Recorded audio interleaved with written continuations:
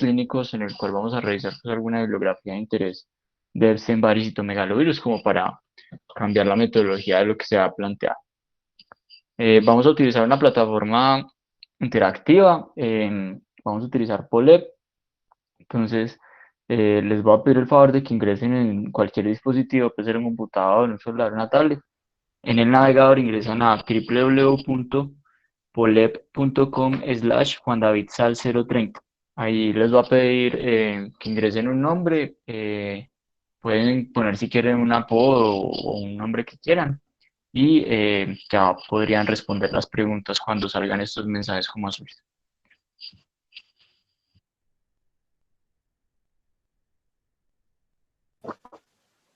Bueno, vamos a comenzar con el primer caso mm, para discutirlo y cada caso tendrá su respectivo análisis y retroalimentación para que todos hagan pues un proceso también de aprendizaje al final, ¿cierto? Que no sea solo pues el preguntarse qué puede ser o corregirlos o nada, sino que hagamos también un proceso pedagógico con esto.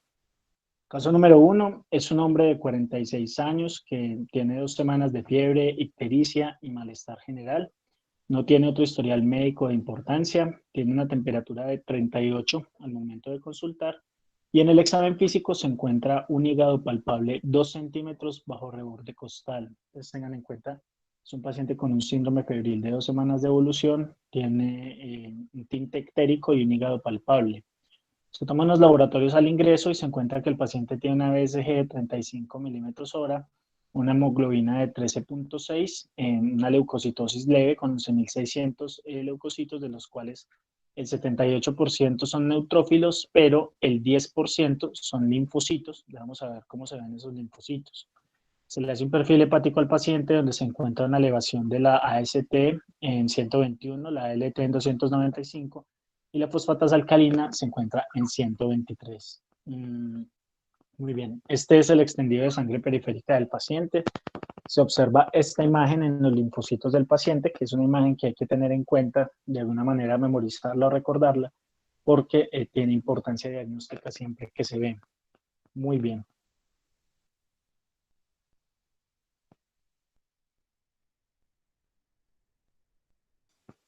Muy bien, entonces con este caso, lo primero es que con la información que tenemos hasta ahí del hemograma del paciente, el extendido de sangre periférica, es importante que preguntarnos pues en primera instancia cuál es el diagnóstico que puede tener este paciente.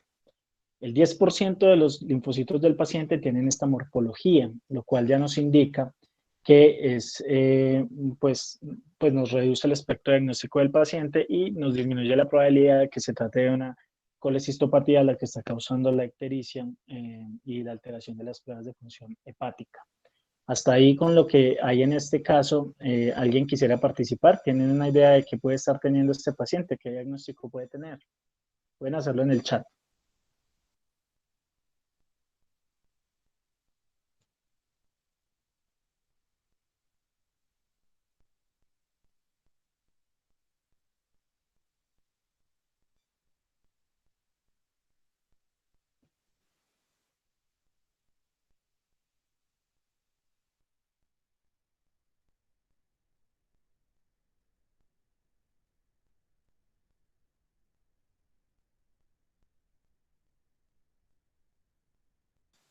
O de pronto alguno de los que habitualmente participa quisiera contarnos qué creen que tiene este paciente.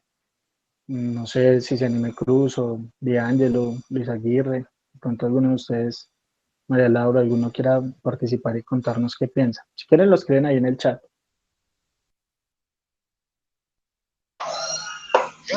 Pues Juli, la verdad, así quizás a simple vista, la verdad no sé bien qué podría tener el paciente.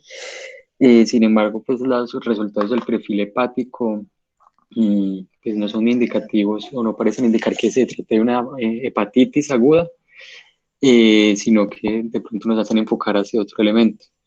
Ya estos linfocitos se ve que son atípicos por el tamaño del núcleo eh, y por la relación que tiene pues, con el citoplasma. Entonces ya digamos se podría considerar malignidad hematológica en este caso, pero habría que evaluarla con otras cosas. Bien, Sí. bien pensado. Muy bien, entonces hasta ahí nos responde Cruz eso. María Laura dice que recuerda que Juan David dijo una vez que los linfocitos atípicos superiores al 8% nos deben hacer pensar en infección por virus del Epstein-Barr. Bien, los dos tienen razón. Pues digamos que siempre que uno ve linfocitos atípicos, vale la pena considerar que el paciente puede tener una leucemia, una neoplasia hematológica, porque muchas leucemias tienen alta cantidad de linfocitos atípicos. Vale. Pero antes de pensar en neoplasia hematológica, los linfocitos atípicos nos tienen que hacer pensar en una mononucleosis infecciosa. Y si ese porcentaje de atípicos es mayor al 8%, tenemos 10, 15, 20% de linfocitos atípicos, es más probable que la infección que está causando ese cuadro clínico sea efectivamente una infección por el virus del Epstein-Barr. Este caso es un ejemplo de una mononucleosis infecciosa.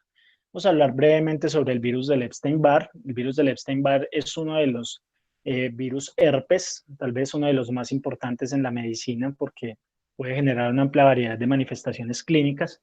Al lado izquierdo ustedes ven el árbol de las especies de Charles Darwin, el primer diseño garabato que hizo pues pensando en cómo se clasificaban y evolucionaban, y al lado derecho ven la clasificación que también tiene un valor evolutivo para los virus de la familia de los virus herpes. Entonces, el virus del Epstein-Barr pertenece a un grupo que son los gamma herpes virus, y dentro de esos gamma herpes virus pertenece a un grupo que se llaman los linfocriptovirus. El nombre ya les dice un poco qué pasa con estos virus. Linfocitos, cripto se encierra en los linfocitos. Entonces son virus que tienen la capacidad de establecer infecciones latentes en linfocitos, sobre todo en células B de memoria. Eso es muy característico a todos los linfocriptovirus, para que lo tengan en cuenta. Estos son tipos de gamma herpes virus que infectan las células de los linfocitos de los primates, sobre todo los primates más avanzados en la evolución. Y esto es el más importante para el cuerpo humano, es el virus del Epstein-Barr, pero hay muchos linfocriptovirus que pueden infectar, por ejemplo, monos, búhos y diversas especies animales, sobre todo las que evolucionaron en el África. Hay algunos que infectan a los chimpancés y tienen características comunes como establecer infecciones crónicas en las células B, en los linfocitos, que pueden llevar a la aparición de linfomas, porque de alguna manera todos tienen la capacidad de bloquear la apoptosis o inducir mitosis, lo cual tiene una propiedad para generar neoplasias. Entonces, de entrada, les cuento que las enfermedades por el virus del Epstein-Barr están relacionadas con alteraciones de los linfocitos. Hay unas que son enfermedades agudas que tienen que ver con cuadros de manifestaciones agudas como la mononucleosis infecciosa, que es el caso que acabamos de ver. Es una mononucleosis infecciosa grave, es una mononucleosis infecciosa que está causando hepatitis, que está causando algún grado de inflamación y perturbación en el parénquima hepático. Por eso los virus herpes son virus hepatotropos secundarios, y eso pues lo pueden recordar para eso. Algunas enfermedades derivan de manifestaciones crónicas como las neoplasias, entre las que encontramos carcinoma nasofaríngeo y muchos tipos de linfoma relacionados con infección crónica por el virus del Epstein-Barr. Y otro grupo de enfermedades son manifestaciones inmunomediadas o autoinmunes, entre las que se ha planteado, por ejemplo, la esclerosis múltiple, cada vez con más evidencia de que puede ser un agente causal la esclerosis, el virus del Epstein-Barr, para el desarrollo de la esclerosis múltiple. Entonces, cuando piensan en virus del Epstein-Barr, infecciones agudas, mononucleosis, crónicas, cáncer o linfomas, y autoinmunes, recuerden la relación con esclerosis múltiple. La esplenomegalia puede estar en un 50% de todos los pacientes que hacen mononucleosis infecciosa. La hepatomegalia está en un 15 a un 20%. Este paciente tenía efectivamente esplenomegalia y hepatomegalia. Y la ictericia se puede presentar en alrededor de un 5% de los pacientes que tienen mononucleosis infecciosa. Entonces, para dejarles que algunas mononucleosis infecciosas pueden cursar con ictericia, hepatomegalia y esplenomegalia, como el caso de este paciente, quien luego le hacen una biopsia que nos muestra tinción positiva para la proteína latente de membrana del virus del Epstein-Barr. Efectivamente, el virus le infectó el hígado al paciente, eso explica la ictericia y explica la alteración de las pruebas hepáticas que estaba teniendo este paciente. Muy bien. No olviden que la administración de betalactámicos, sobre todo de la ampicilina, puede causar un rash maculopapular en pacientes que tienen infección por el virus del Epstein-Barr, y eso es típico. Cuando un paciente con faringitis, por ejemplo, se le administra ampicilina, puede desarrollar este tipo de rash maculopapular generalizado que tiene un tono violáceo y puede generar prurito en los pacientes. Muy bien. Bueno, vamos con este paciente. Es una paciente femenina de 22 años, es estudiante de medicina, está por sexto semestre. No tiene antecedentes patológicos importantes. Refiere presentar un cuadro clínico de 2 meses de evolución. La paciente refiere sentirse agotada con fiebres intermitentes cuantificadas entre 38,5 y 39. No refiere viajes a zonas endémicas. Y asociado presenta unas adenopatías que son dolorosas y son palpables en cuello y axilas. Además presenta fatiga, astenia, dolores musculares. Refiere sentirse preocupada y ansiosa. En este momento está rotando por medicina interna. Tiene el síndrome del estudiante de medicina que cree tener todo lo que lee. Y pues uno lee en agudos, por ejemplo, las neoplasias hematológicas y está preocupada pues porque presenta síntomas que podrían ser compatibles con esta enfermedad, ¿cierto? Entonces la pregunta que yo les quiero hacer es ¿cuáles paraclínicos le indicarían en este caso para realizar el abordaje inicial de esta paciente? Pueden responder en la plataforma, ingresan a pole.com, Juan David Sal 030, respondan o traten de ingresar rápido para poder avanzar.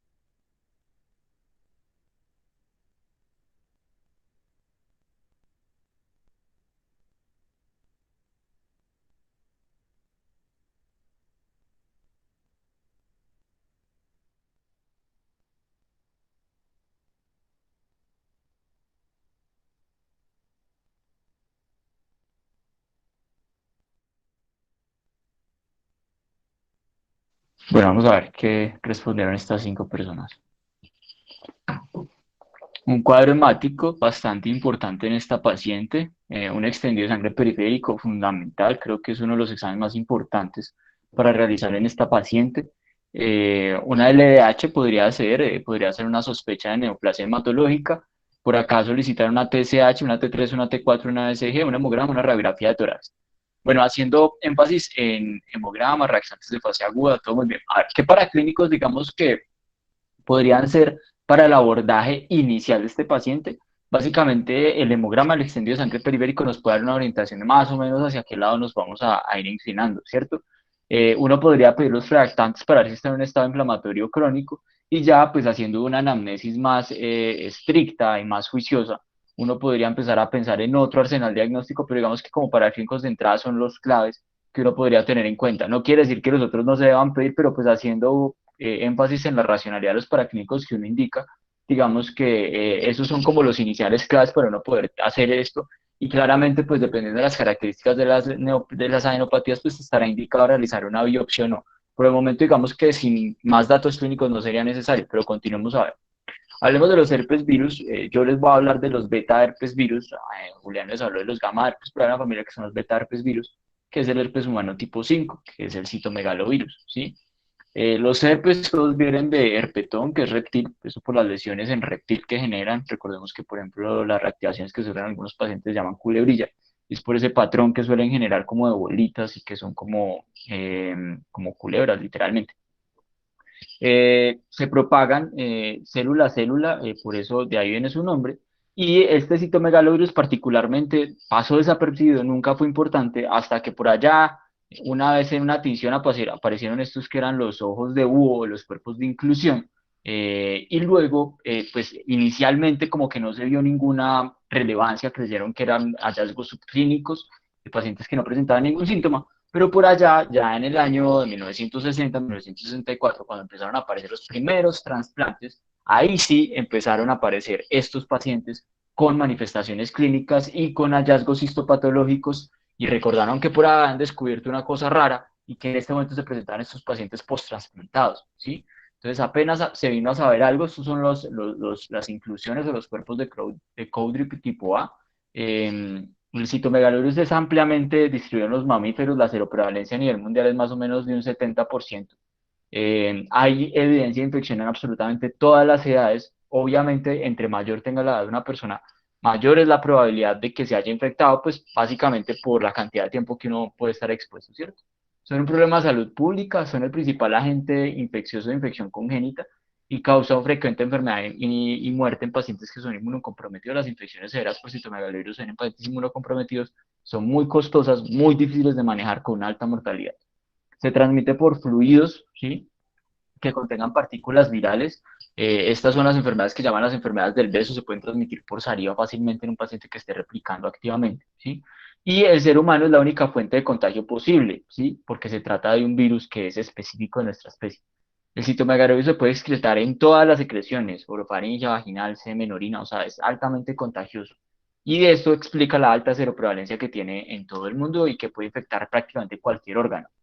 Tiene una prevalencia mundial de 60-70%, pero los países que son más desarrollados tienden a tener menores cifras de seroprevalencia de citomegalovirus. Acá lo vemos claramente en este gráfico, en vías que cuáles de las condiciones sanitarias no son tan buenas, que hay más, son países más propensos, digamos, al hacinamiento. Es mucho más probable que la seroprevalencia sea mayor y la carga de esta enfermedad es mayor, ¿sí? En cuanto a la replicación, él se replica, digamos, también al interior de las células, como lo mencionaba ahorita Julián, pero este hace latencia en lo que son linfocitos y macrófagos. También hace mucha circulación en monocitos que están circulando en sangre periférica y se cree que puede hacer latencia en prácticamente cualquier célula del sistema hematopoyético. Estas células endoteliales desprenden la pared del vaso del torrente sanguíneo, se denominan células infectadas citomegálicas circundantes. Se pueden ver bien en hallazgos histopatológicos, son extendidos, y los órganos pueden transmitir la enfermedad. Una importante carga de pacientes con citomegalovirus son los pacientes trasplantados, como lo mencionamos ahorita, en los cuales, digamos, el donante que es de negativo y el receptor que es positivo, que ahorita vamos a entender bien cómo funciona eso, entre un 60-80% de estos casos en los que el donante es negativo, el receptor positivo del órgano trasplantado va a desarrollar la enfermedad más grave, y sobre todo pues si no se toman las adecuadas medidas de profilaxis que están establecidas. La infección primaria, como lo vemos en el caso de esta estudiante de medicina, se llama la mononucleosis infecciosa. Es un cuadro, es un síndrome. La mononucleosis no es un hallazgo, no es una patología única por ejemplo, del Epstein-Barr o del citomegalovirus, es un síndrome. Esta es otra de las etiologías que lo puede producir, es más frecuente por Epstein-Barr, pero la segunda causa más frecuente siempre va a ser el citomegalovirus. Suele ocurrir durante la infancia o la adolescencia, suele ser una enfermedad asintomático leve y completamente autolimitada, pero en algunos pacientes se puede cronificar y puede presentar un cuadro clínico tal cual como lo presenta esta paciente. Después de la resolución de la infección aguda, establece la fase latente. Estos pacientes tienen anticuerpos anti-IgG y ellos nunca logran erradicar el virus porque no son buenos, y los responsables de erradicar el virus en latente serían, digamos, los CD8, pero el citomegalovirus es muy inteligente y traduce unas proteínas que inhiben la expresión de CMH1, por lo cual los CD8 se enloquecen y no pueden reconocer las células que están infectadas de forma latente. La pregunta entonces es, si ambos me causan mononucleosis infecciosa, ¿cómo lo va a diferenciar yo entre un citomegalovirus y un Epstein-Barr? Básicamente, el síndrome que se ocurrió por citomegalovirus es más tifoideo, en el sentido de que predominan los síntomas sistémicos y la fiebre. Los síntomas locales, para que se lo aprendan así, son más de Epstein-Barr, mientras que los síntomas sistémicos, que son más inespecíficos, son más del citomegalovirus. Por ejemplo, el agrandamiento de ganglios cervicales, la amigdalitis, el exudado faríngeo, son mucho más propios del Epstein-Barr que el citomegalovirus. Es raro que la afectación faríngea en pacientes adultos con citomegalovirus cuando cruzan con mononucleosis infecciosa. Sin embargo, hacer una claridad es que los niños tienden a desarrollar más faringoamigdalitis por citomegalovirus que los adultos, entonces acá podría confundir un poco el diagnóstico. ¿Cómo es el abordaje de estos pacientes? Básicamente, si un paciente tiene faringitis, fiebre y linfadenopatía, uno tiene que estratificar al paciente. ¿Es un paciente de VIH positivo? ¿Es un paciente embarazado? Porque son pacientes de alto riesgo. O si no es de estos pacientes, digamos que de riesgo, yo puedo hacer un monospot. Es básicamente la prueba de anticuerpos heterófilos. Y si esos anticuerpos heterófilos son positivos, pues yo puedo hacer un diagnóstico de un Epstein-Barr virus, una mononucleosis infecciosa por Epstein-Barr virus. Estos anticuerpos heterófilos, digamos que tienen un buen rendimiento para diagnosticar Epstein-Barr virus, y obviamente pues son los que están iniciales en el arsenal diagnóstico, primero porque las pruebas tienden a tener un mejor rendimiento, son más fáciles y más económicas de hacer, y el Epstein-Barr es causal del 80% de las mononucleosis, mientras que el citomegalovirus solo de un 10 a un 15, y un 5% de los restantes se reparten entre el resto, VIH, toxoplasma y todo lo que a ustedes se les ocurre ahí para abajo, ¿sí? Básicamente lo que dicen es si el monospot, o sea, la prueba de anticuerpos heterófilos es positivo, ustedes confirman. Si es negativo, miren los linfocitos. Cuando hay linfocitosis, o sea, hay leucocitosis y esta tiene una linfocitosis, el promedio de los linfocitos es superior al 50%. Estos tienen una alta especificidad, o este hallazgo tiene una alta especificidad para orientarse otra vez por Epstein-Barr. Digamos que el citomegalovirus no causa tanta linfocitosis como lo causan estos pacientes con Epstein-Barr, y miren que si la IgM es positiva, pues yo hago el diagnóstico de mononucleosis infecciosa por Epstein-Barr virus, y si no, yo considero otros diagnósticos, y por acá ya está el citomegalovirus. Entonces ustedes dicen, ¿el citomegalovirus es prácticamente un diagnóstico de descarte? Sí, las pruebas diagnósticas en pacientes para confirmar mononucleosis infecciosa están enfocadas casi que directamente o a VIH si me da VIH positivo, o a un Epstein-Barr. El citomegalovirus es casi que un diagnóstico de descarte, porque una IgG positiva a citomegalovirus me puede decir, podría ser, pero no me confirma para nada el diagnóstico. Y digamos que si no tiene ninguna otra complicación, este paciente se va a recuperar en un lapso de 2 a 6 meses, puede persistir con fiebres intermitentes, uno hace su manejo expectante, sigue vigilando al paciente que no me haga una transaminitis y todo eso, pero tiende a resolver y uno se queda con ese diagnóstico y es difícil confirmar. No estaría indicado en esta paciente realizar ni PCR, ni antigenemia, ni ninguna histopatología, a no ser que haga un compromiso de un órgano específico. ¿Cuáles son las claves clínicas? Básicamente, citomegalovirus rara vez causa un exudado faringoamigdalino. Recordemos que los virus pueden producir exudado faringoamigdalino y mucho más si es un virus del Epstein-Barr. Y hay dos hallazgos hematológicos que ya les mencioné, y es más del 50% de predominio de linfocitos o de células mononucleares y más del 10% de linfocitos atípicos. Es altamente sugestivo de Epstein-Barr virus. Citomegalovirus también puede producir linfocitosis atípica hasta un 10, 12, 15%. Pero si es más del 15%, la probabilidad de que sea un Epstein-Barr virus es muchísimo mayor. Y entre mayor sea el conteo o el porcentaje de linfocitos atípicos, más probable es que haya una complicación hematológica derivada del Epstein-Barr virus. Eso es algo que tienen que tener en cuenta. No es lo mismo tener 10, 15, 20 o 50% de atípicos. Afuera de eso, el edema ovular también es altamente sugestivo de Epstein-Barr virus, entonces otra de las claves clínicas. Recuerden que si hay compromiso de la orofaringe, piensen primero que es un Epstein-Barr y no un citomegalovirus, y los pacientes con citomegalovirus podrían tener alguna, digamos, linfadenopatía, como esta paciente que está presente hasta en un 10 a un 15% de los pacientes, pero no es tan frecuente. Vamos con el siguiente caso.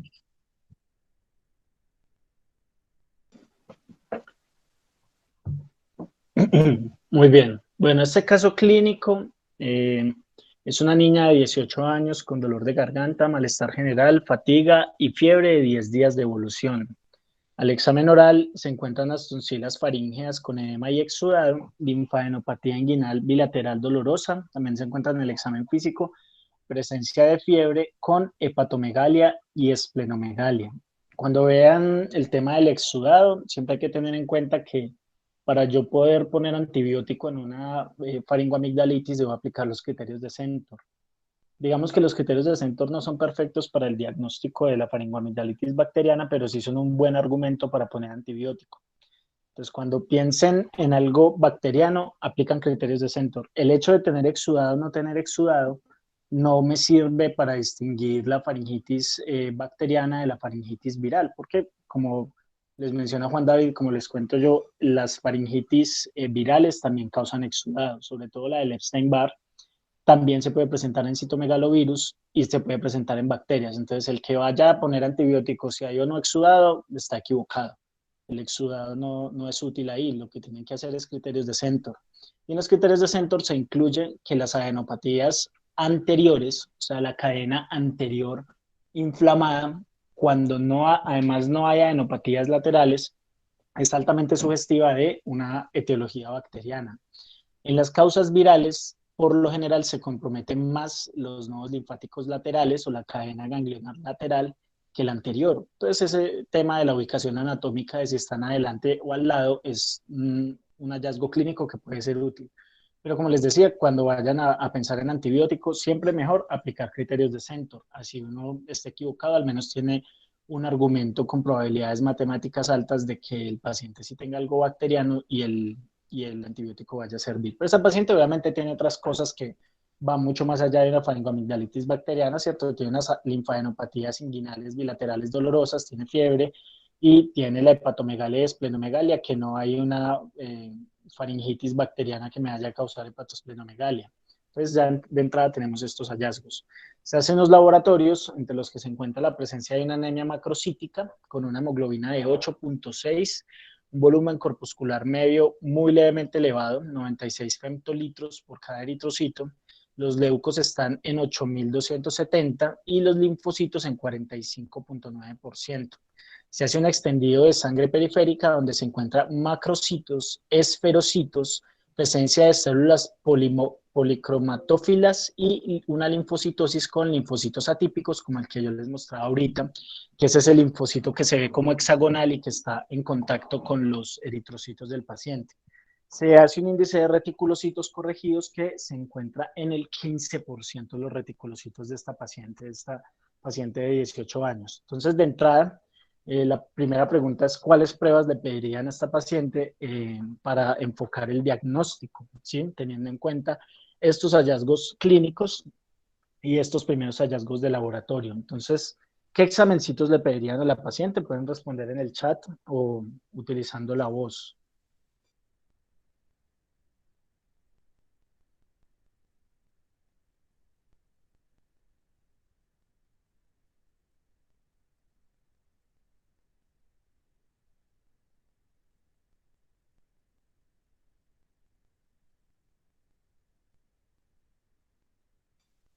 Una vez más, esta es la clínica, fiebre, adenopatías generalizadas, hepatosplenomegalia con linfocitosis atípica. ¿Qué creen que le pueden pedir como para tratar de averiguar qué tiene?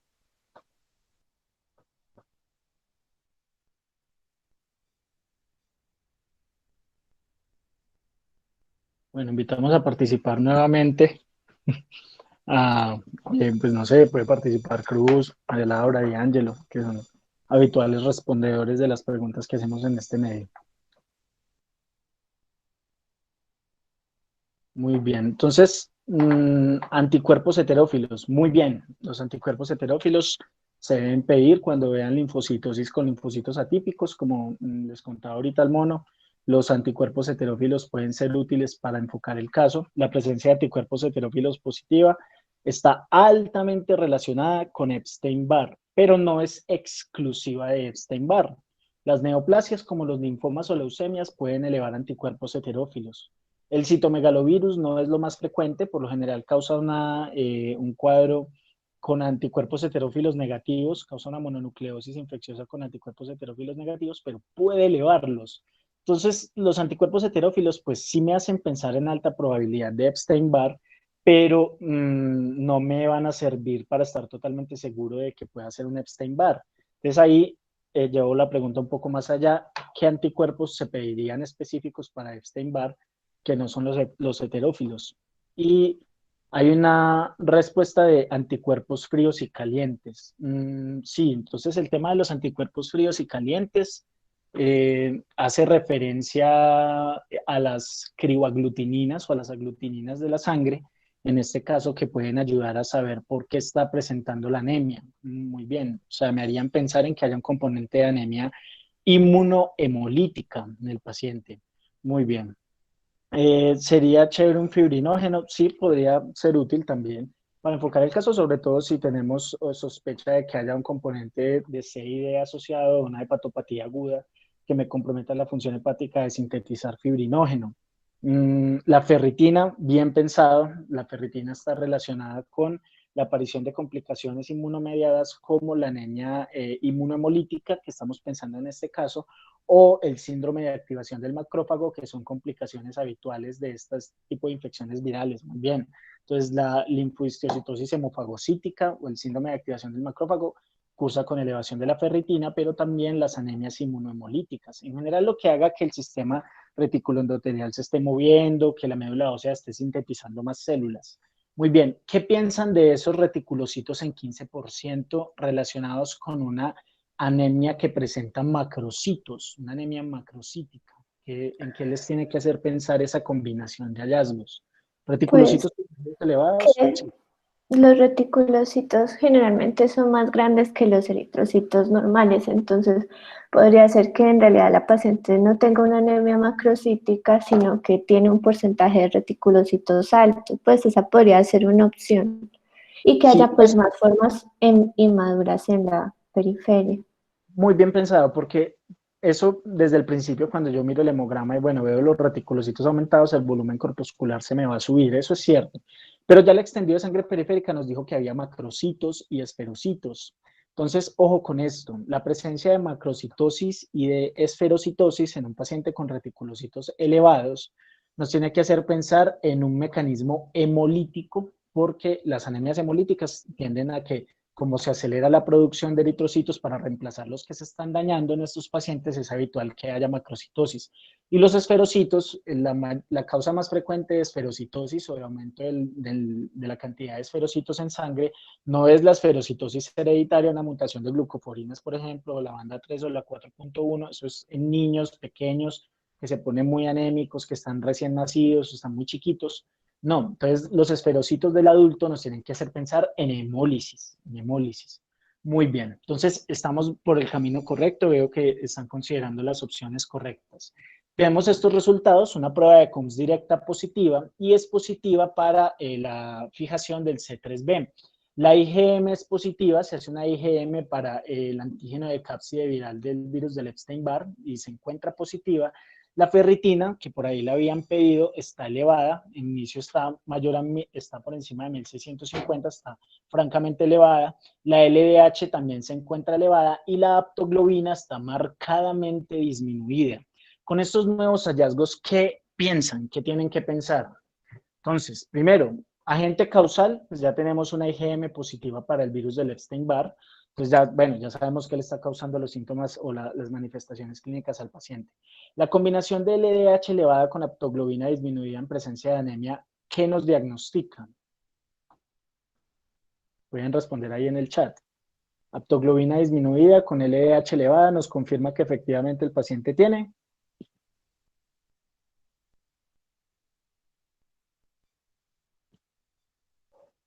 Muy bien, una hemólisis intravascular. Cuando se forman estos anticuerpos antieritrocito, que son positivos para C3b, nos representa un fenómeno inmunopatogénico que está haciendo activación del complemento. La activación del complemento a nivel intravascular nos va a causar la formación de complejo de ataque de membrana y eso causa hemólisis intravascular, como bien lo dice Juan Felipe Cruz, se nos va a asociar con un proceso de hemólisis intravascular. Muy bien pensado por ahí. Pero también tengan en cuenta que ese complemento queda fijado en los eritrocitos y cuando ellos pasan por el sistema fagocítico mononuclear, por ejemplo por el vaso o por el hígado, al estar marcados por complementos son capturados por los macrófagos y eso también causa una combinación con hemólisis extravascular. De hecho, en este paciente, a pesar de que lo que está ocurriendo es efectivamente una crioglobulinemia, que son los famosos anticuerpos fríos que nos mencionaba Luis Felipe Aguirre, este proceso en esta paciente es predominantemente extravascular, la hemólisis que está teniendo, porque no nos hablan de libido racemosa, de un fenómeno de acrocianosis, de que cuando está en una baja temperatura le dé una crisis dolorosa o le dé una crisis anémica, que eso son clínicas que nos hablarían de que predominantemente la anemia es intravascular, sino que en este caso muy probablemente está predominando un fenómeno de anemia extravascular. Muy bien. Los ANAS y el factor reumatoide son negativos, pues le hacen una batería autoinmunitaria porque recuerden el síndrome de Evans, que incluye la presencia de una anemia inmunohemolítica que está también asociada con una trombocitopenia, que nos va a hacer pensar en un mecanismo autoinmune puro. Este mecanismo es inmunomediado, pero no es autoinmune, porque lo que está pasando es una infección aguda. Se hace una ultrasonografía de abdomen que evidencia esplenomegalia y 3 semanas más tarde la hemoglobina de la paciente sube a 10, la ferritina desciende a 925, desaparecen las linfadenopatías y luego ya se torna positiva la IgM para se torna negativa la IgM para citomegalovirus, pero se torna positiva la IgG. Todo lo cual nos confirma que lo que causó este cuadro de anemia inmunohemolítica mediada por anticuerpos fríos en esta paciente fue efectivamente una infección por el virus del Epstein-Barr. Este caso ilustra una manifestación hematológica que puede ocurrir en estos pacientes cuando cursan con eso. Muy bien. Quiero aquí hacerles una pregunta. ¿Qué diferencia fundamental tiene la anemia inmunomolítica autoinmune pura con una anemia que es inmunomediada pero que responde a un fenómeno infeccioso, en este caso? O sea, ¿cómo podría yo diferenciarlo en principio?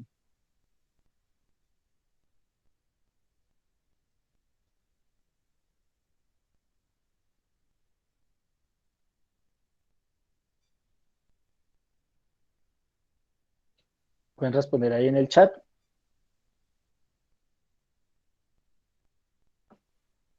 Muy bien, entonces lo que está ocurriendo, pues, o lo que sirve en este caso es tener una buena batería para clínica. Uno ahí ya no, pues, percutiendo y auscultando no va a lograr nada, ¿cierto? Entonces, usted ve que los ANA son positivos, que el paciente luego le pide una prueba de anti-ADN, usted se va a ir por el lado de un lupus, de un mecanismo puramente autoinmune, pero el hecho de yo tener anticuerpos positivos para un agente infeccioso, en este caso para el virus del Epstein-Barr, me confirma que efectivamente el mecanismo es infeccioso y es inmunomediado, no es autoinmune. Este es el reporte del caso para que le peguen una miradita después.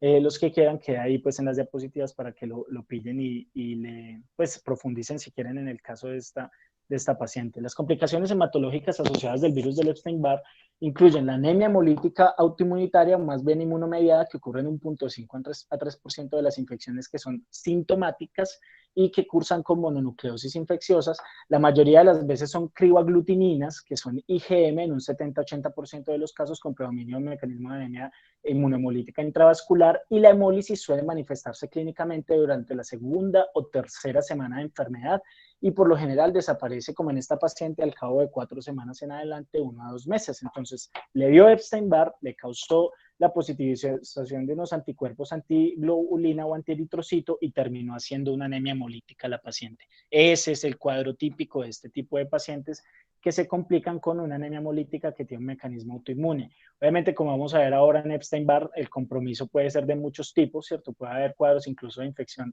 o complicaciones a nivel del sistema nervioso central, puede haber otros cambios hematológicos como trombocitopenia, también que puede ser inmunomediada fácilmente en estos casos.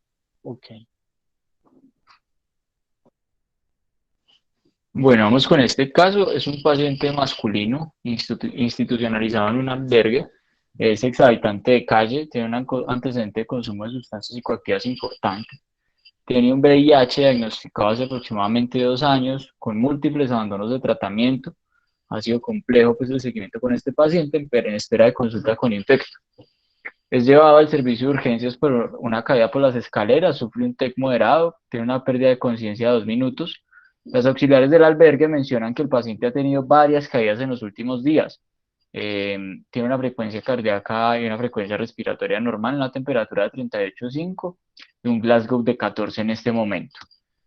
Los paraclínicos iniciales eran una hemoglobina de 14, unos leucocitos de 4.200, con promedio de neutrófilos, un conteo de CD4 de 78 células por mililitro de sangre y una carga viral de 800.000 copias.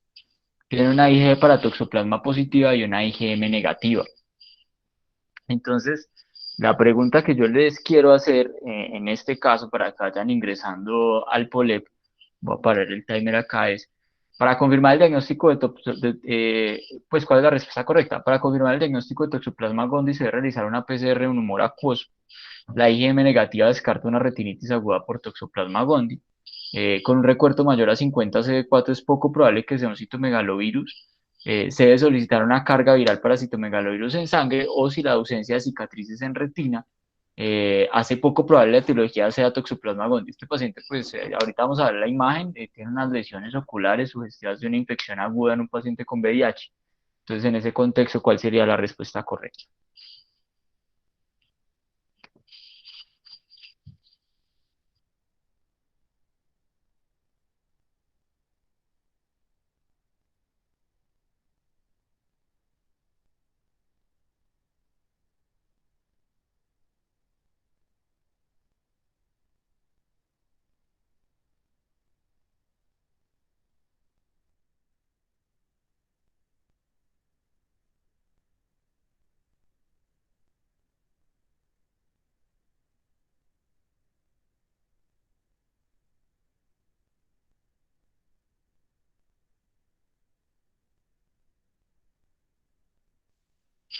En este caso, hay varias respuestas correctas. En este caso, un recuento mayor a 50 CD4 es poco probable que sea un citomegalovirus, eso es bastante cierto. El citomegalovirus aparece en casi nunca, aparece con más de 50 CD4. Eso es algo que tenemos que tener en cuenta. Por eso es tan importante tener un parámetro de CD4 de base para no saber qué va a enfocar. Recordemos que las infecciones oportunistas en VIH aparecen dependiendo del conteo, exceptuando la tuberculosis. Y la otra pregunta, la otra respuesta correcta es para confirmar un diagnóstico de Toxoplasma gondii, pues ocular, una retinitis o una uveitis anterior por Toxoplasma, se debe considerar realizar una PCR en humor acuoso.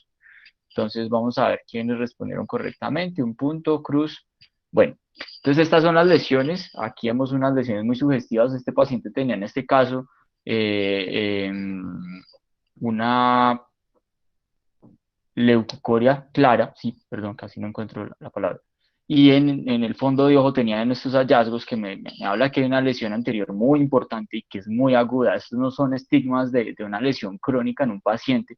Digamos que no hay otras lesiones que diga que tiene un antecedente de lesiones crónicas por toxoplasma porque veríamos cicatrices, aunque acá pues se ve un poco turbio, pero podríamos decir que aparentemente no tiene lesiones, solo tiene una lesión aguda muy grande. Juzgando pues con este paciente, con estas lesiones y con este conteo de CD4 y esos paraclínicos, podríamos decir casi que de entrada que es una lesión aguda por toxoplasma ocular en un paciente con VIH. Esto para decirles que es muy importante tener un conteo de CD4 de base. Entonces, miren, cuando uno tiene una sospecha de una coriretinitis por toxoplasma, sobre todo en pacientes con VIH, lo primero que uno debe hacer siempre en toxo VIH es hacer una IgG. La IgM no tiene ninguna utilidad. Con esa IgG, si es negativa, casi que me descarta el diagnóstico. ¿Por qué? Porque la mayoría de infecciones, como lo hemos visto previamente, son reactivaciones. Es decir, casi todos cursan con una IgG positiva de la infección de hace muchos años y esto se reactiva en este momento que se depletaron los CD4. Cuando es positivo, pues claramente como el 60% de la población mundial tiene IgG positiva para toxo, pues yo debo confirmarlo con otro. Entonces ahí es donde están las pruebas de humor acoso, en el cual la PCR es la prueba indicada en este paciente. Sin embargo, hay que encontrar un oftalmólogo entrenado y dispuesto a hacer esta prueba porque pues es un procedimiento bastante invasivo, que es relativamente seguro si se hace con ciertos parámetros, pero sí requiere algo de experticia porque da sustico pues ir a chuzar el ojo para extraer el humor acoso y hacer la PCR, ¿sí? Ahorita vamos a seguir hablando de retinitis por otros agentes etiológicos. Voy a darle paso a Julián para que continúe con este caso.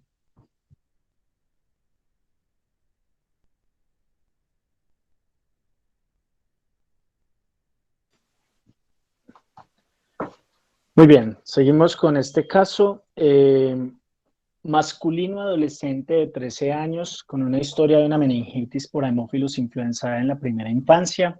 Es un paciente que tiene historia de un síndrome de infección recurrente anormal con predominio de infecciones respiratorias. Entonces le han dado muchas infecciones respiratorias, tiene un ataque de base que tiene múltiples bronquiectasias y estudios negativos para fibrosis quística. Este paciente lo estudia en inmunología y le encuentran una pan-hipogamaglobulinemia con inversión del radio de CD4 a CD8 y durante 3 años de seguimiento le encuentran una disminución progresiva en el recuento de linfocitos B que se evidenció pues, en esos controles que le venían haciendo por inmunología. ¿Okay? Bueno, hay unos estudios moleculares que le hacen al paciente que descartan síndrome de hiper-IgM y amaglobulinemia ligada al X.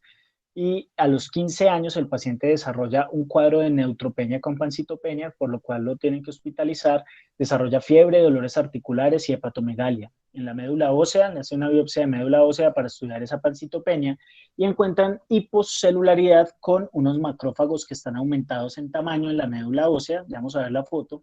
Luego de un mes tratado con esteroides, el paciente desarrolló hepatitis e ictericia con coagulopatía.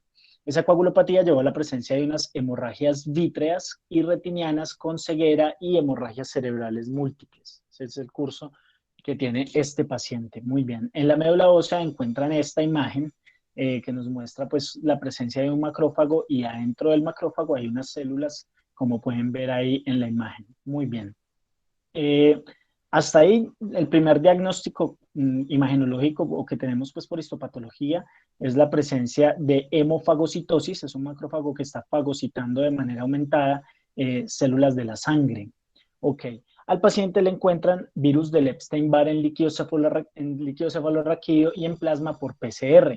Al principio hacen un diagnóstico de una síndrome de activación del macrófago, ¿sí? Una linfohistiocytosis hemofagocítica, y el paciente fallece a pesar de aplicar todos los manejos recomendados en este caso para el síndrome de activación del macrófago, que es etopósido, esteroides, globulinas antitimocíticas. Finalmente el paciente termina falleciendo. Muy bien. Bueno, en primera instancia, ¿qué tenemos con este paciente? La presencia de unos criterios para síndrome de activación del macrófago. Siempre hay que recordarlos, ténganlos en cuenta, los pacientes que tienen fiebres, que hacen esplenomegalia y que cursan con citopenias que comprometen al menos 2 líneas celulares, siempre hay que pensar que el paciente pueda tener un síndrome de activación del macrófago. Entre otras manifestaciones, estos pacientes cursan con hipertrigliceridemia, con disminución del fibrinógeno, una hipofibrinogénemia, hacen la hemofagocitosis que se ve en la médula ósea, el vaso, los linfonodos, el hígado, y tienen baja la actividad de las células NK. Por lo general, en el proceso de reacomodación de todo el sistema fagocítico mononuclear y todo el sistema reticuloendotelial, hacen elevaciones de la ferritina, y uno de los elementos claves para el diagnóstico es la elevación del CD25 soluble, que es el receptor soluble de la interleuquina 2, en este caso. Entonces, pues de entrada, el primer diagnóstico con el que se enfocó este paciente es efectivamente la presencia de una linfohistiocytosis hemofagocítica. Muy bien, estos son pues los criterios que siempre hay que tener en cuenta para diagnosticar el síndrome hemofagocítico o el síndrome de hiperactivación del macrófago. Ok, pero hasta acá, lo primero que quiero preguntarles o que traten de pensar es por qué creen que a este paciente se le hizo esas pruebas que pongo en rojo para el síndrome de hiper-IgM y a gamaglobulinemia ligada al X. ¿Qué creen que relación que puede haber entre la clínica que tenía ese paciente y esos estudios moleculares que se le pidieron para esto? Pueden responder ahí en el chat.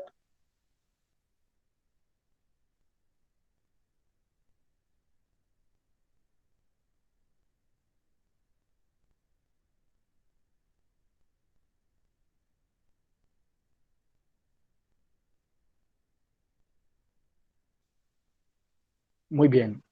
Entonces les cuento, los síndromes de hiper-IgM y a gamaglobulinemia ligada al X son síndromes que están ligados al X y que se caracterizan por disminución de las demás inmunoglobulinas, en el caso del hiper-IgM, o por la no producción de gamaglobulinas. ¿Quiénes son las células encargadas de producir gamaglobulinas? Los linfocitos B. Entonces, esos pacientes se caracterizan porque no sufren infecciones por el virus del Epstein-Barr. Es muy raro que las sufran.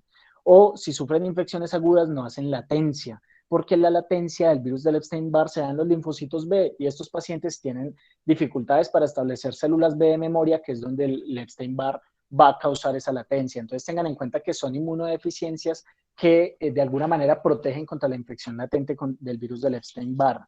Pero esta afección de este paciente, si bien tiene su síndrome hemofagocítico, sí tiene una inmunodeficiencia de base, y es una inmunodeficiencia muy especial que está relacionada con infección sostenida por el virus del Epstein-Barr. Como vemos acá, esto se llama, o este grupo de trastornos se llaman la enfermedad linfoproliferativa ligada al X. Es una enfermedad que vamos a ver en hombres, se va a presentar en niños o en hombres, no la vamos a ver en niñas, es ligada al X, y se caracteriza por una mutación del gen XLP que codifica la proteína SAP. Estos pacientes lo que tienen es que ojalá nunca se infecten del virus del Epstein-Barr, porque cuando se infectan de virus del Epstein-Barr hacen una infección que no pueden eliminar, es una infección que siempre es severa, hacen unas complicaciones severas, hacen inmunodeficiencia, anemia plástica, si viven lo suficiente para contarlo, hacen una enfermedad linfoproliferativa, terminan desarrollando linfomas. Este caso de este paciente que vimos aquí, pues no alcanzó a hacer el linfoma porque se murió del síndrome hemofagocítico, se murió antes de que le diera el linfoma, pero por lo general, si los pacientes sobreviven lo suficiente, terminan con linfoma, entonces es una condena de muerte. Si el paciente le da virus del Epstein-Barr teniendo este trastorno o esa mutación, lo que le va a dar es complicaciones del virus del Epstein-Barr, y si no lo matan las complicaciones, lo mata el linfoma.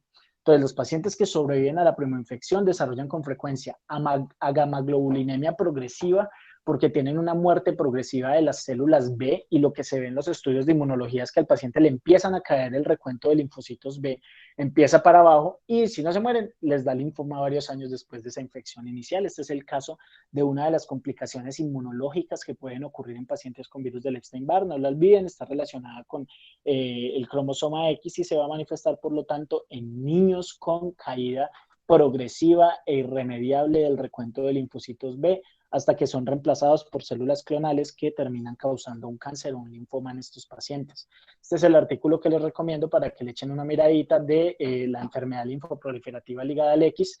Representa pues 3 casos atípicos de infección por el virus del Epstein-Barr en pacientes que tenían esa mutación genética. Este obviamente pertenece al grupo de los casos raros, por eso en estas sesiones de casos pues hemos tratado de traerles algunas presentaciones típicas y otras presentaciones atípicas. El orden en el que uno piensa en medicina siempre es, primero, la presentación más frecuente de lo frecuente, ¿sí? Luego piensa en la presentación rara de las enfermedades frecuentes, luego piensa en la presentación común de lo raro, la presentación frecuente de lo infrecuente, y por último, lo menos probable que usted se pueda encontrar es la presentación rara de algo raro, o de una enfermedad infrecuente.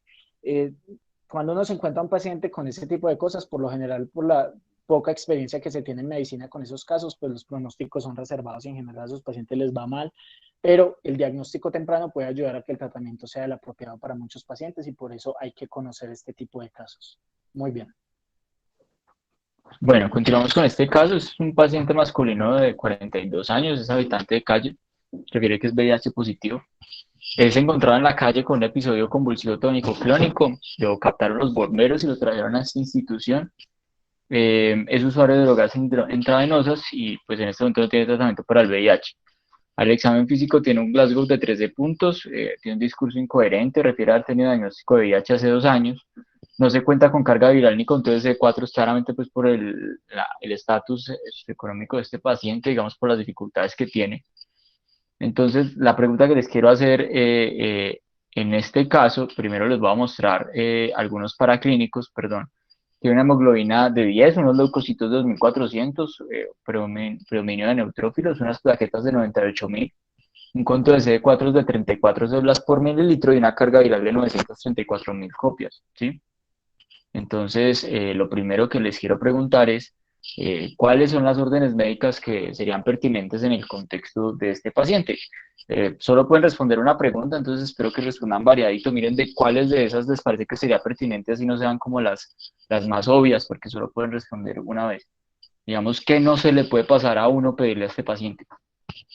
Un aislamiento por gotas, un aislamiento por contacto, remitir a neuro, remitir a oftalmo, iniciar un tratamiento antitoxoplasma, solicitar una IgM o una IgG antitoxo, por ejemplo, solicitar PCR para citomegalobirus en sangre, solicitar una carga viral con todos los C4 que ya vemos que ya se lo dieron, o una resonancia magnética contrastada con gabapentina.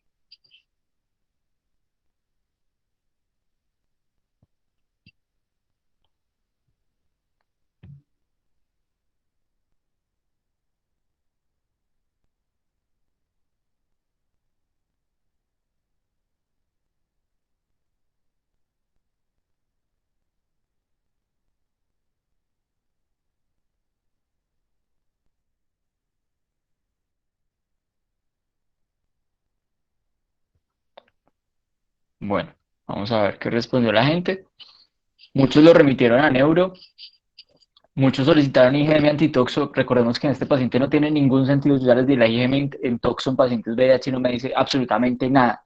Casi que nunca uno la pide, o si la pide nunca la va a orientar a nada. Es una prueba barata y fácil de hacer, sí, pero pues la racionalidad de los paraclínicos no me confirma, no me descarta nada. ¿Para qué la voy a pedir? Solo me va a confundir.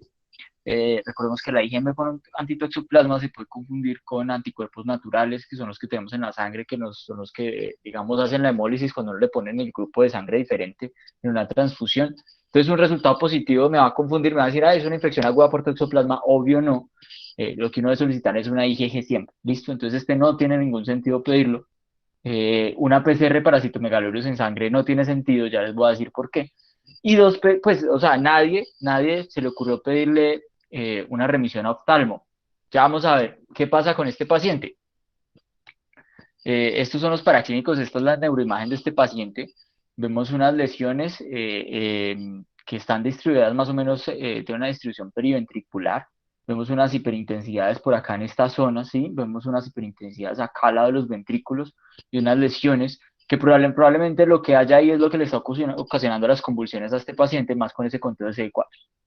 Miren por qué es importante la remisión a oftalmo. Todo paciente con convulsiones y VIH, además de la resonancia, hay que remitirlo a oftalmo. Yo espero que eso nunca se les olvide. Porque los pacientes con VIH convulsionan básicamente por síndromes infecciosos, no porque hay causas no infecciosas, pero por síndromes infecciosos convulsionan por toxo, convulsionan por un linfoma primario o alguna lesión que ocupe espacio en el sistema nervioso central, o convulsionan por un citomegalovirus. Eventualmente pueden tener un tuberculoma o un criptococoma, pero son un poco menos frecuentes. En cambio, la encefalitis se caracteriza por eso, y tanto toxo como citomegalovirus, que digamos que son las causas principales de paciente con convulsión en VIH, al menos infecciosas, ambas causan estas lesiones oculares.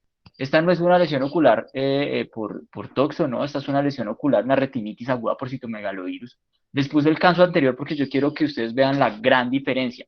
Miren, esta es una retinitis aguda por toxoplasma. Acá ustedes la ven, van a ver una retina que es como turbia, con unas lesiones que son como opacas, que no me permiten, que no son bien definidas. Uno ve como unos bordes inespecíficos, ¿sí? Uno puede ver claramente por acá. Miren que no hay hemorragias. Toxo es poco frecuente que haga hemorragias en la lesión aguda.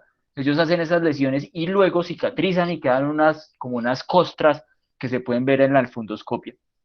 Pero miren que en este caso, esta es una retinitis por citomegalovirus y miren la gran diferencia. Vemos unas lesiones hemorrágicas agudas. No todos los pacientes con citomegalovirus agudo tienen hemorragias, tienen lesiones hemorrágicas, pero digamos que la presencia de hemorragias sí me hace altamente probable que sea una retinitis por citomegalovirus. Muchos pueden pasar desapercibidos y pueden quedar ciegos después. Entonces es muy importante que ustedes en la fase aguda, cuando el paciente está convulsionando, empiecen a sospechar un citomegalovirus o empiecen a pensar en un citomegalovirus, encuentren estas lesiones, deben remitirlo siempre a una revisión por oftalmología, porque nosotros podemos hacer un abordaje inicial, pero digamos que nunca un fondo de ojo va a ser igual el de uno al de un oftalmólogo. Entonces, ojo con eso. La retinitis por citomegalovirus es la infección ocular oportunista más frecuente en pacientes con VIH. Discúlpenme un segundo.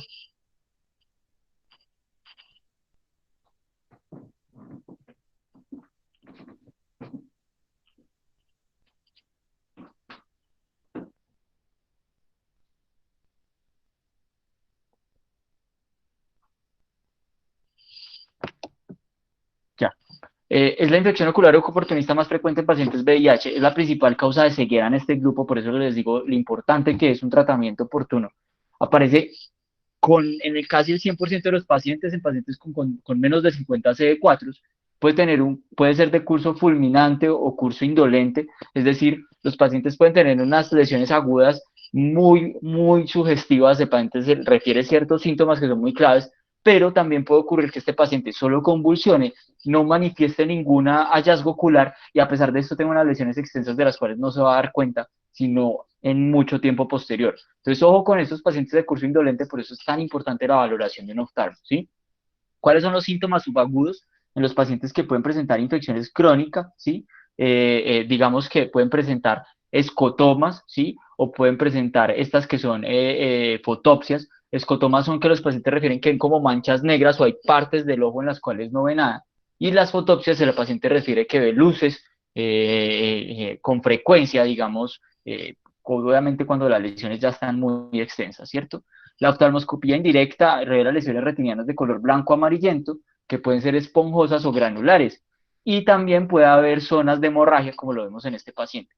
La ausencia de TARP se asocia con inflamación del vitrio y si estos pacientes hacen vitritis, la probabilidad de ceguera casi que se duplica o se triplica, ¿sí?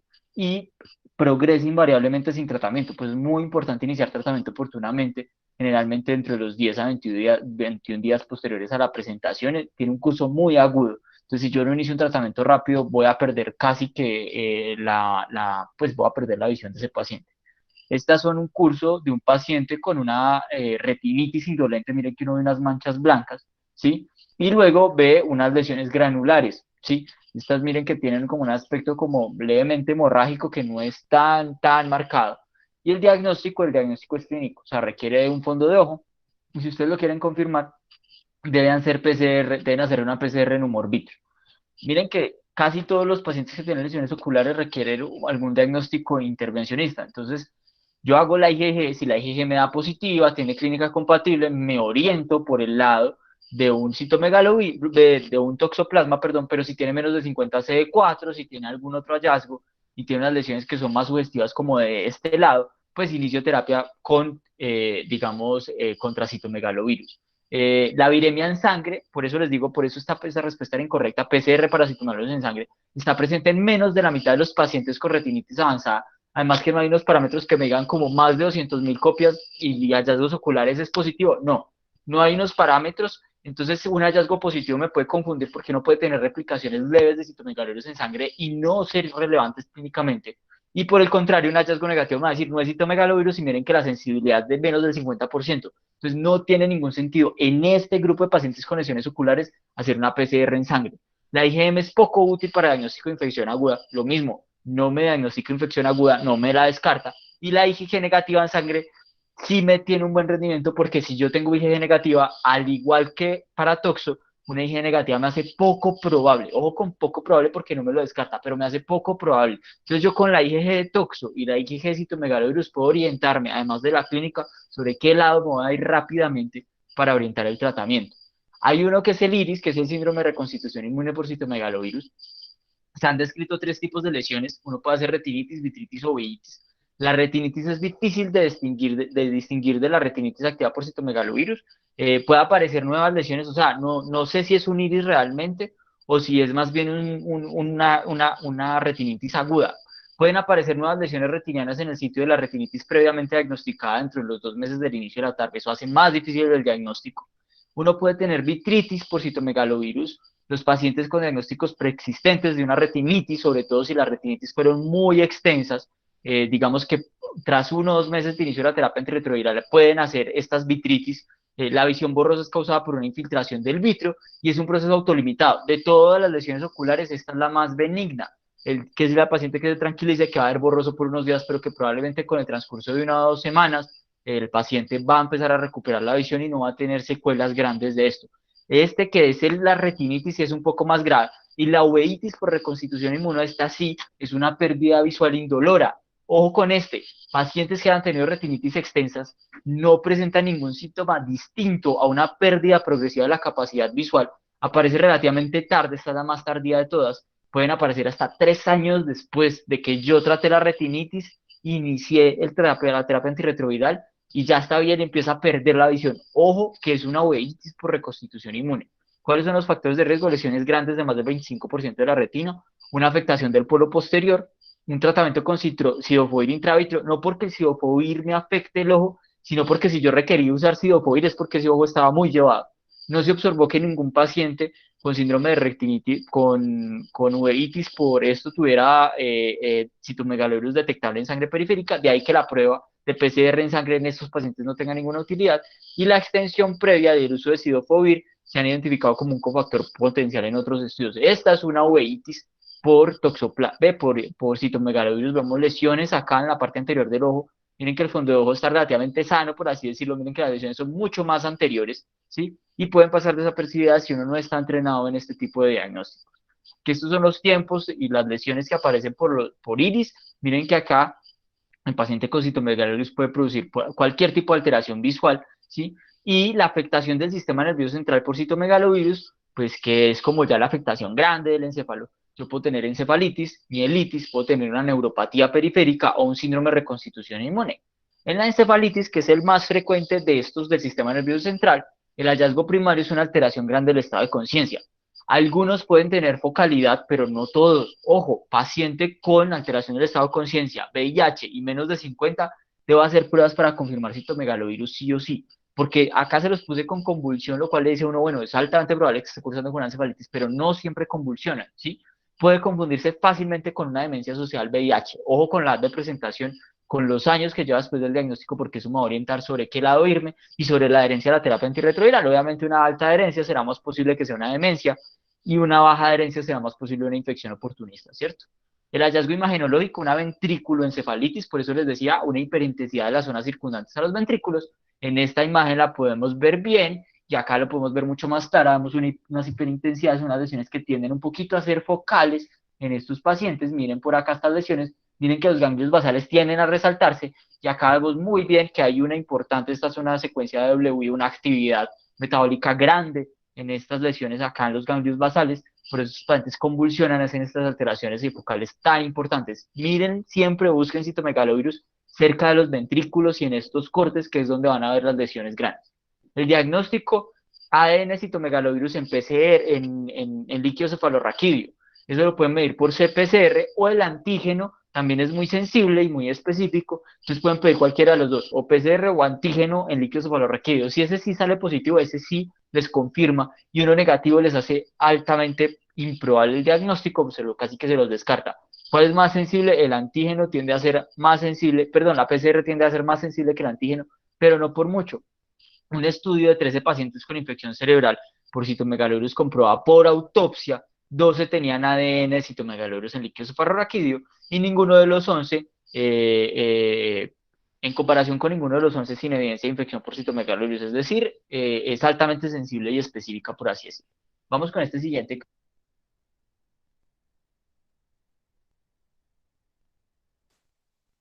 Muy bien, entonces este casito es una niña de 9 años con una cefalea de 3 días de evolución. Tiene una clínica que incluye fiebre y la presencia de rigidez meninge al momento de presentarse. Le realizan una punción lumbar que muestra una pleocitosis, un aumento del número de células en líquido cefalorraquídeo con 96 células, de las cuales el 73% corresponden a linfocitos. Inicialmente le hacen unos cultivos iniciales que son negativos, no encuentran o encuentran negativas las pruebas para enterovirus y para herpes virus, que es como digamos el abordaje inicial de una meningoencefalitis que no se tiene clara su causa. Luego de eso la paciente desarrolla un síndrome convulsivo y le realizan una segunda punción lumbar que ya nos muestra 316 células, un aumento en el recuento de células con un 66% de linfocitos. Se agrega aciclovir y vancomicina al manejo, con un diagnóstico inicial de una meningoencefalitis. Luego de esto, la paciente desarrolla una parálisis flácida con dolor e hipoestesia vibratoria por debajo de T2, debajo del dermatoma T2 o del nivel T2, la paciente desarrolla pérdida de la sensibilidad con parálisis y pues, se compromete la palestesia en este caso. Desarrolla unas adenopatías cervicales bilaterales, le hacen una resonancia magnética cerebral que muestra un realce de las leptomeninges, lo cual nos indica que como mínimo hay un componente de meningitis que puede tener una etiología, en este caso, viral o bacteriana. ¿Qué más le sospecharían a esta paciente en la médula? ¿Qué creen que le puede estar pasando en la médula espinal con la clínica que tiene?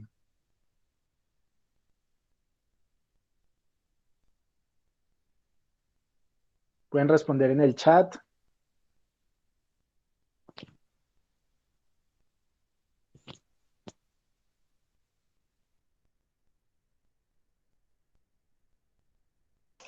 Pues Julio, a nivel medular parece que tiene afección de tanto cordones anteriores como posteriores por la hipoestesia vibratoria y la parálisis flácida.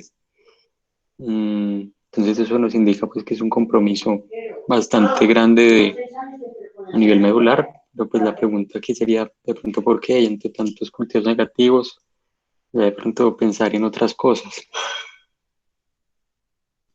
Muy bien, bien pensado. Transversa, de pronto. Uf, excelente. Dígalo duro que se escuche y se recuerde. Una mielitis transversa. Excelente, excelente diagnóstico. Muy bien. ¿Alguien tiene algo más para agregar antes de explicar el caso? ¿No?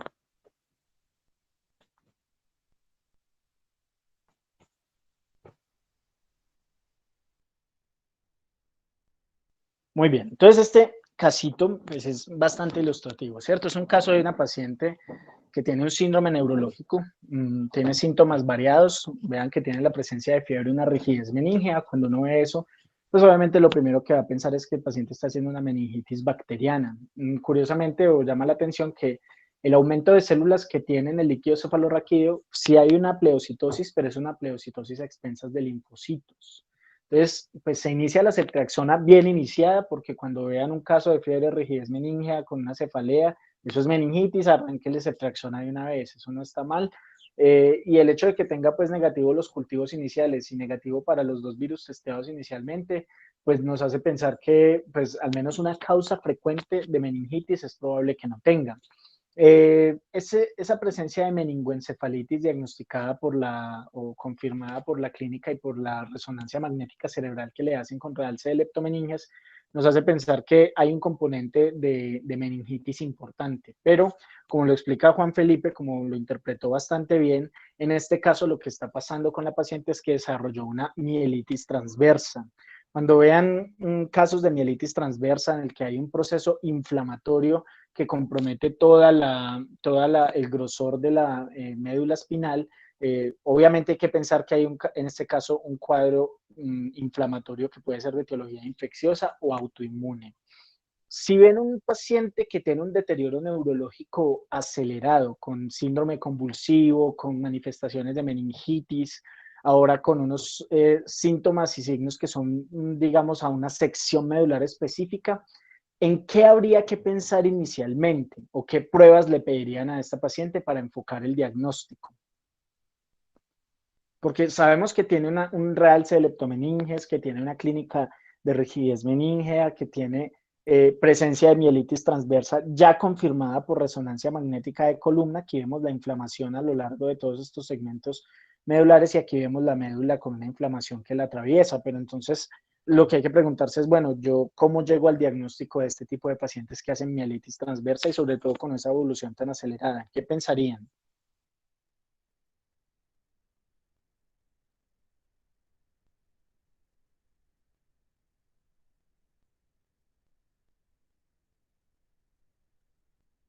Pueden escribir en el chat.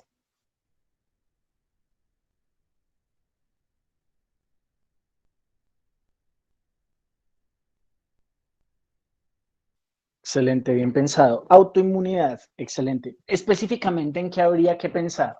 Porque es una paciente que tiene un deterioro acelerado. Entonces, pues una mielitis transversa, cuando uno ve o sospecha autoinmunidad, obviamente tiene que pensar que puede ser un lupus, que pueda estar haciendo una esclerosis múltiple que esté afectando de manera rápida la médula. Pero hay una enfermedad específica que hay que buscar. ¿Alguien sabe cuál es en el diagnóstico diferencial autoinmune? En un paciente que hace una mielitis transversa con compromiso meningeo también de esa evolución tan acelerada. Bien, esclerosis múltiple, pero hay otra que hay que pensar más en este caso. O sea, este caso es más típico de otra enfermedad. Si el paciente desarrolla disminución de agudeza visual y desarrolla una disminución rápida de la agudeza visual con la presencia de edema a nivel del nervio óptico, ¿qué diagnóstico hay que sospechar? El Guillain-Barré es una enfermedad desmielinizante periférica. En este caso, puede haber Guillain-Barré porque estamos pensando en una infección, pero no. Excelente respuesta. Muy bien, neuromielitis óptica. Entonces hay que buscar la enfermedad de Devic. Hay pacientes que hacen enfermedad por anticuerpos contra la aquaporina. ¿Qué tipo? ¿Alguien sabe cuál es la aquaporina contra la cual se forman esos anticuerpos?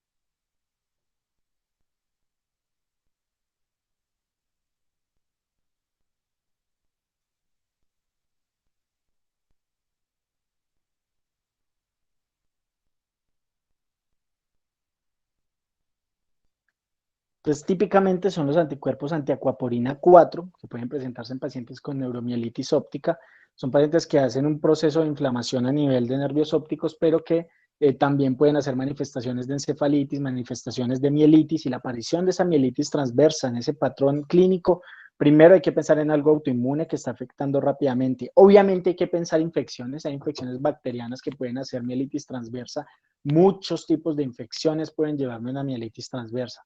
Pero esta paciente tiene algo viral en este caso. Entonces, lo que le encontraron a esta paciente finalmente fue una positividad del virus del Epstein-Barr tanto en sangre como en líquido cefalorraquídeo. Esta es la retroalimentación del caso.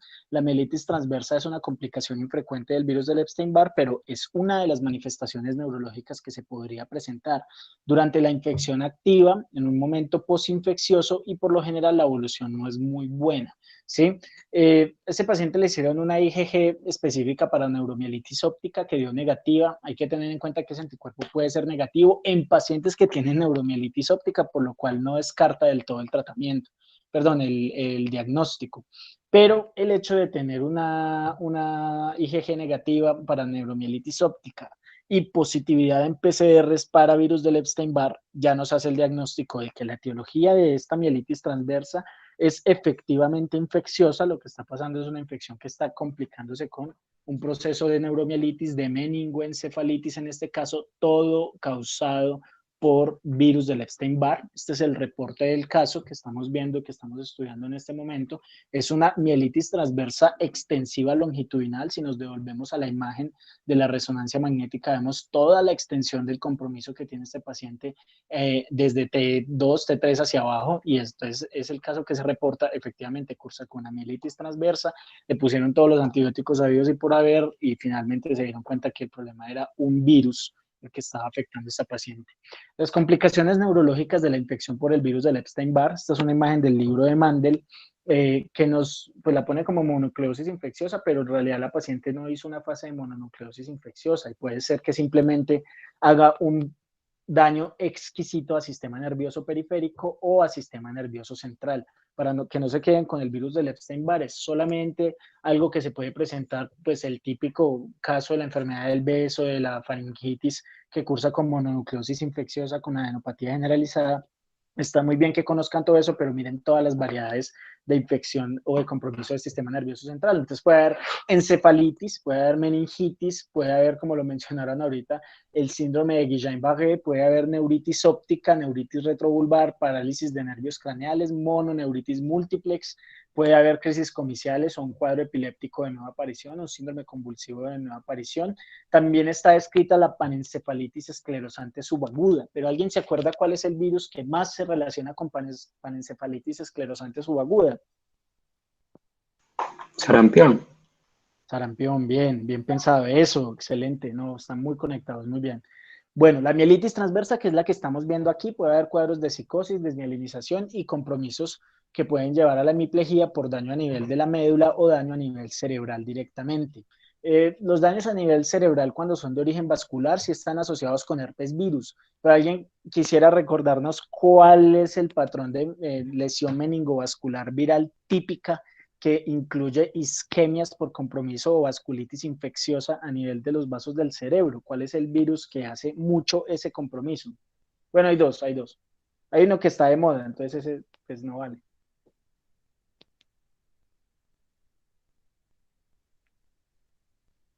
Entonces es un primito, es muy cercano, virus herpes tipo 3, virus de varicela zoster. Ese virus hace muchas lesiones isquémicas cerebrales. Ese es el primo viral de la sífilis y de la tuberculosis en términos de que hace una vasculitis infecciosa, pero en ese caso no por una espiroqueta ni por una tuberculosis, sino por una enfermedad viral. Entonces, cuando el cuadro es vascular, hay que pensar si es un virus en un varicela zoster, pero cuando son estos cuadros inflamatorios que afectan la médula o que afectan el cerebro, virus del Epstein-Barr y citomegalovirus son virus que definitivamente hay que considerar. Miren todos los variables clínicas que se pueden presentar por una mononucleosis infecciosa o por un virus del Epstein-Barr, todo el tipo de compromisos que puede haber. Este es un paciente que hace también un cuadro, pues digamos, un poco más extenso hacia el cerebro, hace un cuadro de mielitis, ¿sí? Que se ve en la resonancia magnética, pero también hace un cuadro de encefalitis. Y este cuadro es un poco diferente al anterior, en el que no está directamente mediado por el daño viral, sino que tiene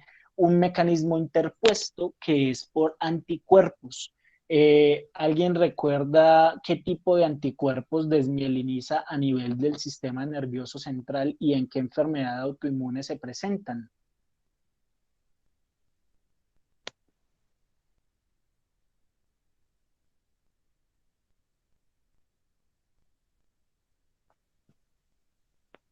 ¿Cuál es la enfermedad autoinmune desmielinizante del sistema nervioso central por excelencia? La periférica es Guillain-Barré, pero a nivel central, ¿cuál es la desmielinizante central por excelencia que afecta a los oligodendrocitos? Muy bien. Entonces, eso, excelente, esclerosis múltiple. Entonces, este es un caso de un paciente que hizo una encefalomelitis diseminada aguda, un paciente pediátrico que hizo positivización de anticuerpos antiglicoproteína de mielina de oligodendrocitos. Entonces, ese tipo de anticuerpos o la autoinmunidad que se presenta atacando la glucoproteína de oligodendrocitos o las proteínas que dan la mielina de los oligodendrocitos son típicamente asociados con esclerosis múltiple. No es gratis que haya muchos reportes de caso de pacientes con virus del Epstein-Barr que hacen mononucleosis y que terminan desarrollando una encefalomielitis aguda diseminada, en este caso por anticuerpos dirigidos contra la mielina. Este es uno de los hallazgos que de manera aguda nos ha hecho pensar en primera instancia o hizo pensar en primera instancia que podría haber una relación causal entre la infección por el virus del Epstein-Barr y la esclerosis múltiple que se ha venido aclarando recientemente, tal vez en el último 1 o 2 años, que cada vez está mejor establecida esa relación entre esclerosis múltiple y virus del Epstein-Barr, y muchas veces ese proceso parece ser mediado por anticuerpos contra las proteínas de los oligodendrocitos que dan la mielina a nivel del sistema nervioso central.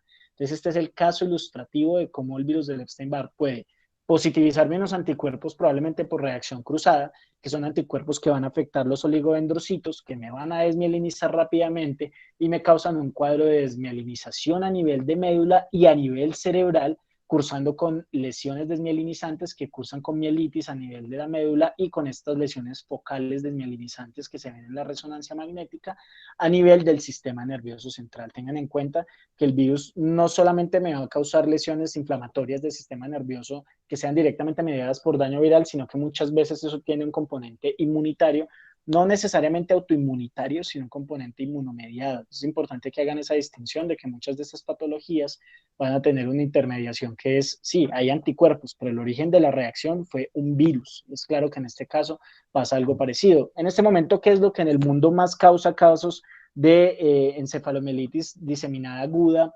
inmunomediada, que tiene este tipo de anticuerpos positivos? COVID-19. En este momento, muchas personas haciendo ADEM, que es esa encefalomielitis diseminada que va a causar lesiones desmielinizantes, pero está relacionadas con la infección del COVID-19. Obviamente, pues el virus del Epstein-Barr habrá que tenerlo en el diagnóstico diferencial y recuperarlo toda vez que haya la vacuna y disminuya el cuadro típico de esto.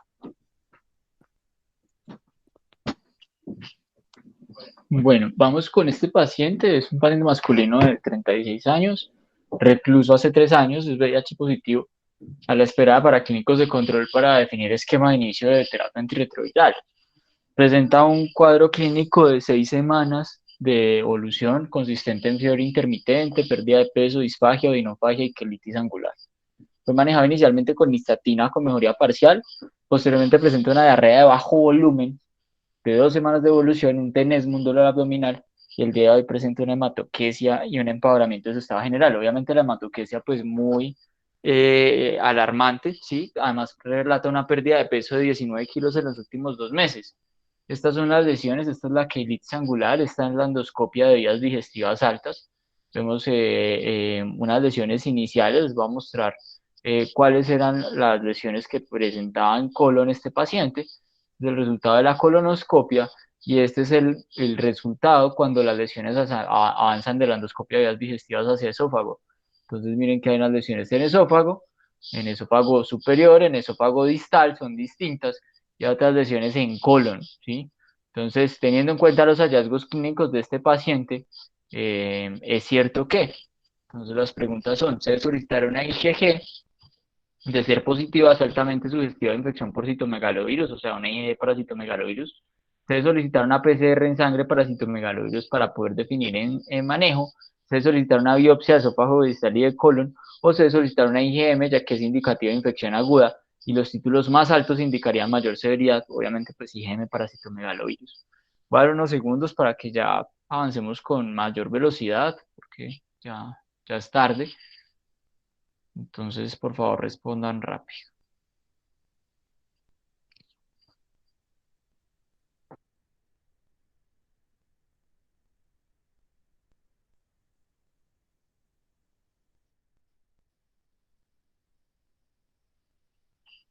Bueno, hay una persona indecisa. Cuando la persona indecisa se decida, continuamos. Tú puedes. Vamos.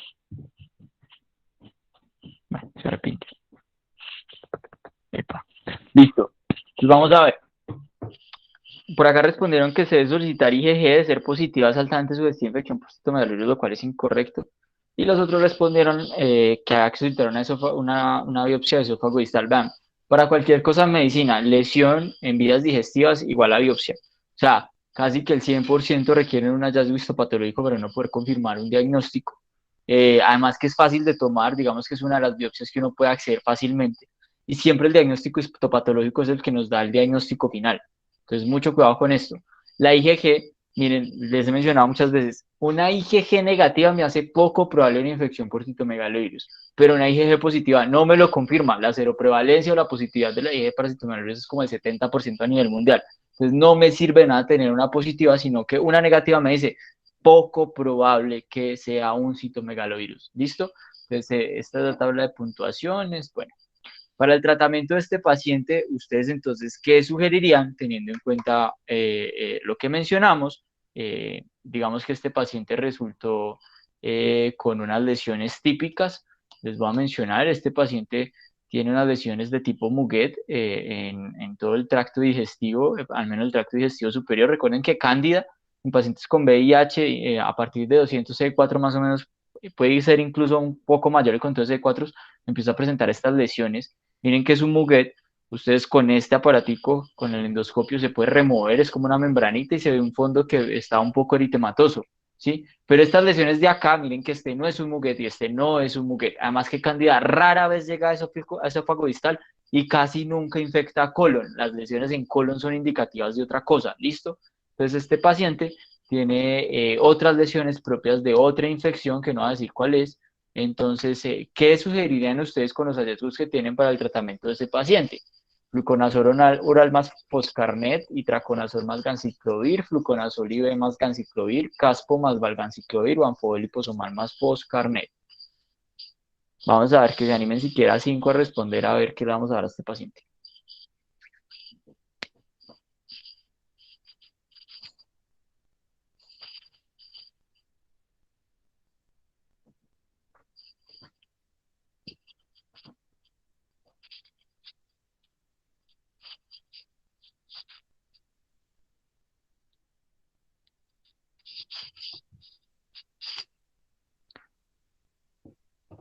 Bueno, están un poco tímidos. Tal vez la pregunta está un poco difícil.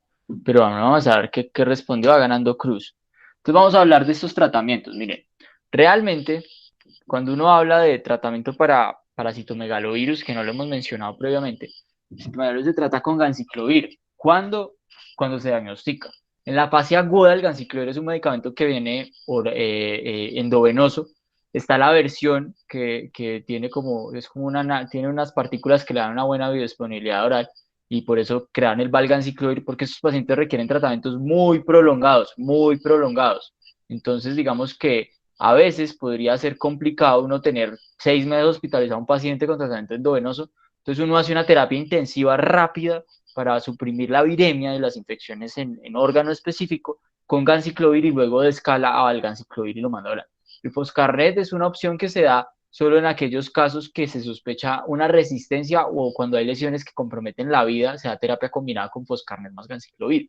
En este caso, todavía pues se tienen unas lesiones iniciales sugestivas de citomegalovirus, pero pues el tratamiento inicial sería ganciclovir. Y en cuanto al tratamiento de esta candidiasis, pues miren, el paciente no tolera vía oral, tiene una diarrea horrible, tiene hematoquesia, o sea, darle pasta a este paciente es casi que un crimen de Estado, además que se los va a vomitar y va a comprometer mucho la adherencia. Entonces, este paciente requiere terapia endovenosa y recordemos que entre caspo, fluco e itra, la primera línea siempre será fluconazol, ¿cierto? El fluconazol es más efectivo para cándida que el itra en especies normales. Ya si estamos sospechando una resistencia, con un fungigrama, pues cambiaría el panorama. Pero en este caso es el tratamiento empírico inicial, por así decirlo, porque incluso sin confirmación diagnóstica histopatológica, uno podría iniciar rápidamente un fluco más un ganciclovir, porque la biopsia se puede demorar 20 días, y en 20 días este paciente con estas lesiones en esófago, en colon, se me perfora. Y una perforación intestinal, el paciente con VIH no sale. Entonces, casi que es un tratamiento que uno podría iniciar empíricamente. ¿Listo? En cuanto a las infecciones por cetamegalovirus, ya les mencioné la retinitis, ya les mencioné la colitis. La colitis en este paciente genera una diarrea crónica, puede presentar hematoquesia, y cuando uno enfoca la diarrea en paciente con VIH se tiene que enfocar es alto gasto o bajo gasto. Cuando son diarreas de bajo gasto, ¿sí? Y uno ve unas úlceras en colon distal, ¿sí? Es altamente sugestivo de citomegalovirus, sobre todo esas lesiones que son de ese color, que son como hemorrágico, y también las úlceras a nivel distal se pueden presentar en pacientes con citomegalovirus. Entonces esas lesiones que dan en esófago distal son propias de esta infección. Las úlceras tienden a ser confluyentes, es decir, se empiezan como a unir y pueden presentar sangrados, de ahí la hematoquesia, pero es una diarrea de bajo gasto y es mucho, genera mucho dolor abdominal. Distinto a una diarrea de alto gasto, como por ejemplo la que generan los pacientes con Cryptosporidium, que es la otra causa frecuente de diarrea en pacientes inmunocomprometidos. Lo otro es el conteo de CD4. Colitis por citomegalovirus, lo mismo que todos, menos de 50. Si tienen más de 50, poco probable. La encefalitis ya lo mencionamos y la neumonitis vamos a hablar ahorita. Es infrecuente incluso en pacientes VIH, y lo que genera es un infiltrado intersticial, ahorita lo vamos a ver. La IgG negativa de citomegalovirus, perdón, lo único que me dice es que hay poca probabilidad de infección, pero no me lo confirma. Y la PCR es de utilidad, pero en pacientes sin VIH. Los pacientes con VIH pueden hacer viremias transitorias de citomegalovirus que no tienen utilidad clínica. Por eso les digo, PCR en sangre para citomegalovirus casi que en pacientes VIH casi que nunca se indica, ¿listo? Distinto será otro escenario que vamos a ver más adelante, pero acá no es útil la PCR. ¿En dónde es útil la PCR en VIH? En líquido cefalorraquídeo, o con eso, o el antígeno en líquido cefalorraquídeo. La diarrea es una queja extremadamente frecuente en pacientes con VIH, casi que el 90% de los pacientes con VIH a lo largo de su vida van a relatar episodios de diarrea, sea por intolerancia o por una infección. La prevalencia aumenta con la disminución de los CD4 y a más de 50% de los pacientes con un recuento inferior a 50 experimentarán al menos un episodio de diarrea cada año, y en algunas áreas se acercará al 100%, o sea, es muy frecuente, hay que saberla enfocar, porque puede ser causas de la terapia antirretroviral o pueden ser causas infecciosas o causas no infecciosas. Y es un predictor independiente de mortalidad en esta población. ¿Por qué? Porque el paciente con diarrea no come, tiene una infección sistémica que le está consumiendo todo el metabolismo, no se alimenta bien, entonces el descenso de peso casi que se vuelve exponencial. ¿Listo? Yo siempre le hago propaganda a sus Ray en pacientes con VIH, es casi que indicación, paciente con diarrea, que no tengo un diagnóstico claro, se me está complicando, Ray gastrointestinal, una cantidad de bichos que yo puedo diagnosticar en 2, 3 horas, y una vez me puedo enfocar el diagnóstico con un excelente rendimiento en sensibilidad y especificidad. Bueno, vamos con estos casitos ya para terminar.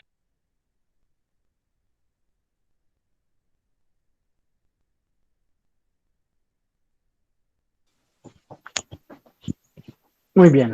Este caso clínico es una mujer de 66 años. Yo creo que alguna vez hemos discutido este tipo de diagnósticos en Gram, entonces creo que algunos van a tener mucho acierto en este caso.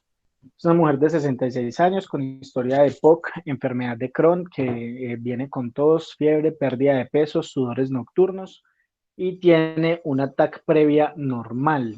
Esta paciente desarrolla una sintomatología respiratoria con pérdida de peso y sudoración nocturna, y le hacen una radiografía, que es la que ustedes ven a la izquierda, donde se ven estas lesiones nodulares que predominan hacia el lobo inferior derecho, que están en concordancia con estas lesiones que ven en la TAC, sobre todo al lado derecho. Son unas lesiones nodulares de gran tamaño.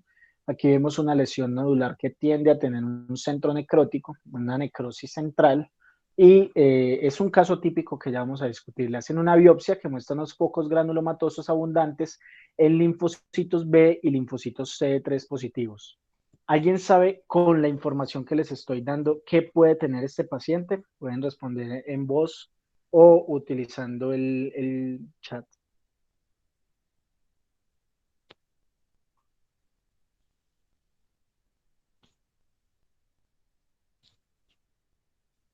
Los granulomas de la paciente tienen necrosis caseosa, tienen una necrosis caseificante. De hecho, en el nódulo que ven acá con una tendencia a desarrollar necrosis central, aquí también hay otro que tiene una tendencia a desarrollar una hipointensidad central, eh, pues cuando se biopsian se evidencia que tienen un patrón de granulomatosis caseificante. ¿Qué creen que puede tener esta paciente con esta historia, con esta TAC y con esa biopsia?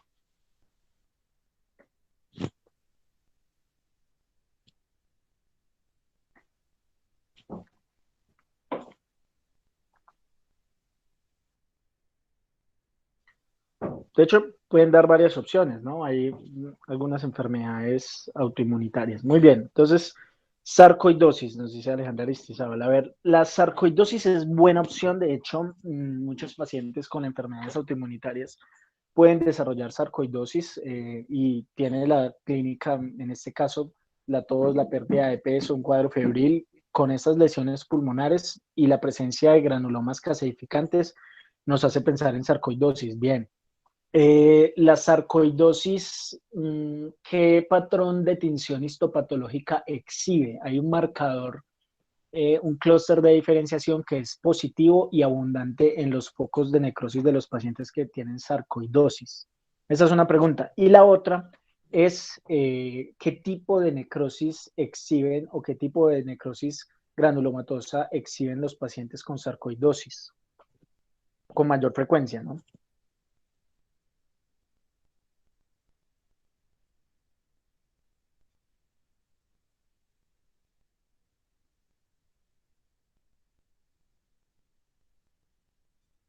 Muy bien, entonces los pacientes con sarcoidosis tienden a tener positividad de un marcador de macrófagos que es el CD68. Para que no lo olviden, el CD68 se positivizan muchas patologías, sobre todo cuando los macrófagos están activados, están invadiendo el tejido y están generando un foco de granuloma. Entonces, el CD68 suele estar elevado. Uno lo puede encontrar en tuberculosis, en sarcoidosis. En COVID-19 se ha descrito aumento de los CD68 en el pulmón, sobre todo cuando hay lesiones nodulares y no solo vidrio esmerilado. Entonces, esa es la respuesta a la primera pregunta. Y la necrosis el patrón de inflamación granulomatosa que tienen los pacientes con sarcoidosis, sobre todo cuando no están en fase pregranulomatosa, sino ya en la que instauran como tal los granulomas, es una necrosis no caseificante o la presencia de granulomas no caseificantes. Ese es el patrón típico de la sarcoidosis. El paciente con tuberculosis, por ejemplo, tiende a tener mucha más frecuencia de una necrosis caseificante. Entonces, está bien pensado y ya entonces, suponiendo que le hacemos una tinción para CD68, no hay un patrón de CD68 abundante, no hay ECA elevada en sangre, no hay hipercalcemia asociada en este caso, entonces digamos que en el momento no cumple elementos clínicos o paraclínicos para tener una alta sospecha de sarcoidosis. ¿Qué más puede ser en un paciente que tiene enfermedad de Crohn?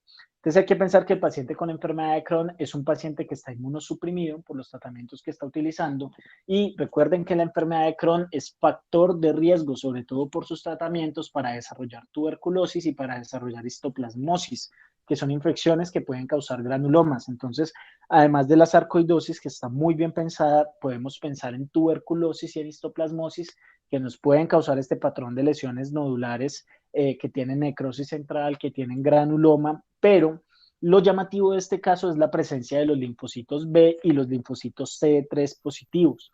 Recuerden que los linfocitos CD3 o el marcador CD3 es un marcador para células T.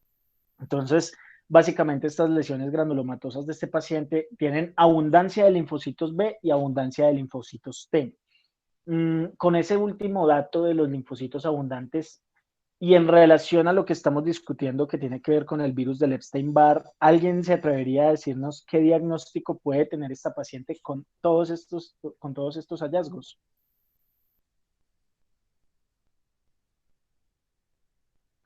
Entonces, este es el ejemplo de una complicación que tiene un componente linfoproliferativo, que es típica del virus del virus del Epstein-Barr, que es la granulomatosis linfomatoide. El paciente se llena de granulomas y cuando miran en la histopatología del granuloma tiene un patrón como de linfoma o un patrón histopatológico que sugiere un linfoma. Entonces, esta es la asociación que deben hacer para el futuro. Cuando vean focos de granulomas, así nodulares en pulmón, que cuando los llevan a tinción lo que se encuentran son linfocitos abundantes, esa mezcla de granuloma con linfoma, el diagnóstico es una granulomatosis linfomatoide, un trastorno linfoproliferativo que va causando granulomas allí donde va, sobre todo en mediastino y en pulmón, y es típica de una infección aberrante, de una reacción aberrante a la infección del virus del Epstein-Barr. Pues la asociación causal entre virus del Epstein-Barr, presencia de granulomas y de linfocitos abundantes en la histopatología el diagnóstico que debemos pensar es granulomatosis linfomatoide. Los principales diagnósticos diferenciales de la granulomatosis linfomatoide son la sarcoidosis, por eso la respuesta es muy buena, la tuberculosis, la histoplasmosis, dos infecciones y una enfermedad inmunomediada. No olviden que la sarcoidosis tiene una alta asociación con enfermedades infecciosas, sobre todo con anticuerpos IgG positivos para histoplasma. Esa asociación está bastante bien descrita y en algunos pacientes con granulomatosis linfomatoide también se han encontrado anticuerpos positivos para histoplasma. Entonces, puede ser que haya algo de una asociación de ambas infecciones para desarrollar esto, pero la asociación directa es la granulomatosis linfomatoide. Yo realmente solo he tenido la suerte de ver un caso de granulomatosis linfomatoide. Tenía un poco de granulomas enormes en mediastino y en pulmón, y todas las tinciones y las pruebas de infecciosas le salían negativas, entonces no crecían los cultivos para tuberculosis, no crecían los cultivos fúngicos, y finalmente cuando se hizo el proceso de tinción, de pruebas para virus del Epstein-Barr, se encontró que el paciente tenía IgG positiva para el antígeno de la cápside viral del virus del Epstein-Barr, y en las tinciones que se realizaron efectivamente había positividad para antígenos del Epstein-Barr en los linfocitos del paciente. Entonces, ya cuando al final se hace la tinción y se demuestra que efectivamente el paciente tiene ahí antígenos del virus del Epstein-Barr, se establece el diagnóstico de una granulomatosis linfomatoide. Casito, pues este tipo de caso, este patrón lo hemos compartido en Gram unas 2 veces, que fue uno el caso pues que tuve la suerte de ver y otro casito que hicimos el ejercicio para diagnosticar. Esta sería la tercera vez que vemos un caso de granulomatosis linfomatoide, esperando que esta vez perdure para la posteridad.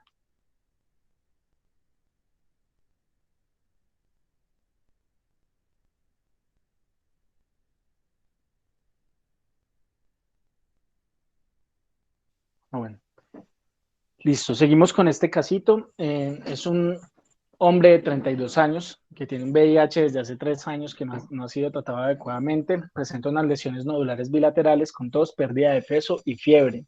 En la biopsia se encuentran unas células B atípicas con angitis o inflamación de los vasos, con linfocitos T pequeños no neoplásicos y un patrón de granulomas caseificantes. En las tinciones se encuentran antígenos positivos como la proteína latente de membrana para virus del Epstein-Barr, el EBNA2, que es para virus del Epstein-Barr también, que está asociado con el establecimiento de una infección latente y con el desarrollo de neoplasias posteriormente, y el CD20 positivo. Siempre hacemos esta pregunta, pero no sobra nunca.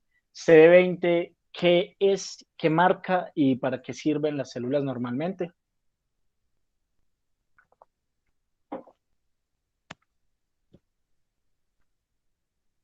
Marcador de linfocitos B.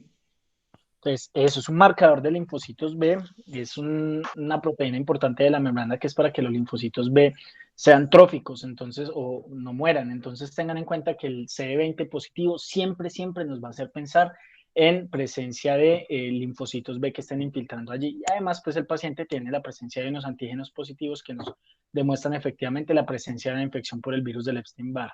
Esta es la imagen de los pulmones del paciente, tiene unas lesiones nodulares bilaterales de gran tamaño que están cursando, en este caso con la presencia de linfocitos B. Lesión de TAC o el patrón de TAC del paciente. ¿Qué otra cosa habría que pensar en un paciente que tiene esa historia de VIH y que tiene esta TAC? Que tiene unas lesiones nodulares, que tiene algunas imágenes de bronquiectasia por tracción, que tiene vidrio esmerilado, como se puede ver, y que tiene patrón de árbol en gemación a nivel periférico. ¿Qué infección habría que pensar con esta imagen típica? Pues neumocistis está bien pensarlo, pero neumocistis tiene un patrón de aparición de vidrio esmerilado, subpleural la puede generar, pero nos causa también la aparición de microquistes a nivel pulmonar o de quistes de pequeño tamaño, mientras que estas lesiones nodulares con árbol en gemación y áreas de bronquiectasia por tracción con vidrio esmerilado nos tienen que hacer pensar es en la presencia de un hongo. ¿Cuál?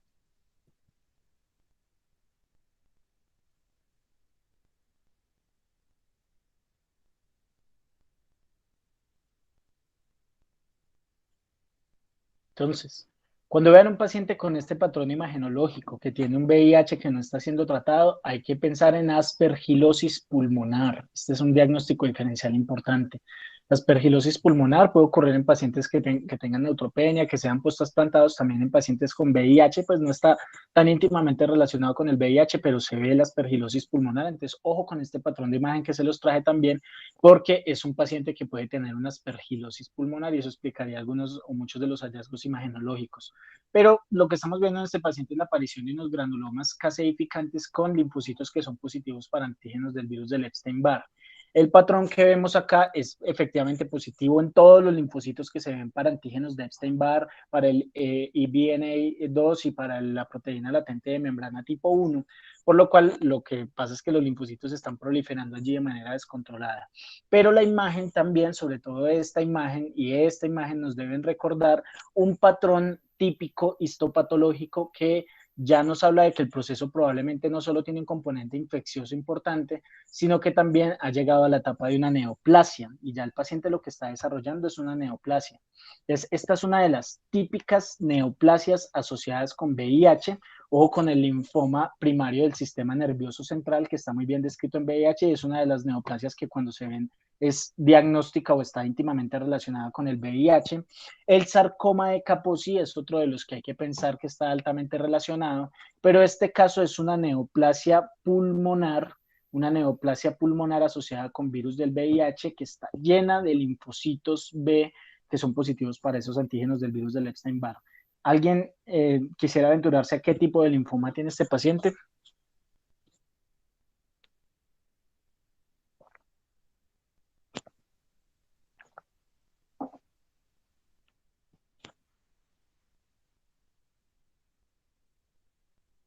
Entonces, este es el caso típico de un linfoma de Burkitt. El linfoma de Burkitt pulmonar puede presentar granulomas caseificantes, puede tener un patrón incluso similar al de la granulomatosis linfomatoide, pero realmente ya no es simplemente granulomas con necrosis caseificante central, sino que el paciente ya tiene unos focos de proliferación de linfomas que básicamente ya entró en la fase de una neoplasia y tiene que entrar en quimioterapia en un esquema específico para linfoma de Burkitt. Este es un linfoma de Burkitt pulmonar por virus del VIH. Entonces, Epstein-Barr, hay diferentes tipos de neoplasias asociadas con el virus del Epstein-Barr, hay enfermedades linfoproliferativas que ocurren en pacientes post-trasplantados, está el linfoma primario del sistema nervioso central que tiene íntima asociación con el virus del Epstein-Barr, 100% de los casos están asociados con anticuerpos positivos en sangre para virus del Epstein-Barr y esos pacientes por lo general son los que tienen unos recuentos de CD4 muy bajitos. El linfoma de Hodgkin está también asociado con el virus del Epstein-Barr hasta en un 50% y eso depende pues también del patrón patrón histopatológico específico que tenga el paciente. El carcinoma nasofaríngeo lo vamos a ver sobre todo en pacientes que vengan del sur de China. Ellos tienen alguna alteración genética que hace que sea mucho más factible que desarrollen carcinoma nasofaríngeo. En nuestra tierra realmente lo que más vamos a ver asociado al virus del Epstein-Barr son los linfomas. Y en este caso el linfoma de Burkitt, que se puede presentar a nivel pulmonar, que un 40% está asociado con el VIH. Si es un paciente que tiene otra cosa que también induzca un mantenimiento de las células CD20 positivas, que disminuya la apoptosis, que aumente la mitosis, como por ejemplo la presencia de infección malárica o de antecedente de malaria, también hace más probable que el paciente desarrolle linfoma de Burkitt y por eso es más frecuente en zonas donde hay alta coincidencia de VIH y de malaria, como lo puede ser por ejemplo el África o el Chocó en Colombia. Por eso nos mencionan que lo vamos a ver sobre todo en niños africanos, pero no tiene que ser un niño africano que haya tenido 7 malarias para yo pensar linfoma de Burkitt. Este caso es un paciente que no tiene nada que ver, no tiene malaria, no tiene nada de eso, pero desarrolló un linfoma de Burkitt a nivel pulmonar por un VIH de base de la coinfección con el virus del Epstein-Barr. Y el cáncer gástrico, pues también tiene una relación que se ha establecido con el virus del Epstein-Barr, pero sobre todo es fuerte con el carcinoma epidermoide de estómago, ¿sí? Para efectos de lo que nosotros vamos a ver con frecuencia en nuestra población, pues sí, obviamente muchos de los cánceres gástricos van a tener que ver con el virus del Epstein-Barr, pero la relación que hay que grabarse es linfoma, virus del Epstein-Barr, es íntima. Entonces, Hodgkin, linfoma primario del sistema nervioso central, que es una de las neoplasias definitorias de SIDA, y el linfoma de Burkitt, en este caso, que cuando es por VIH se puede presentar a nivel de pulmón y nos puede causar la clínica que estamos viendo en este paciente.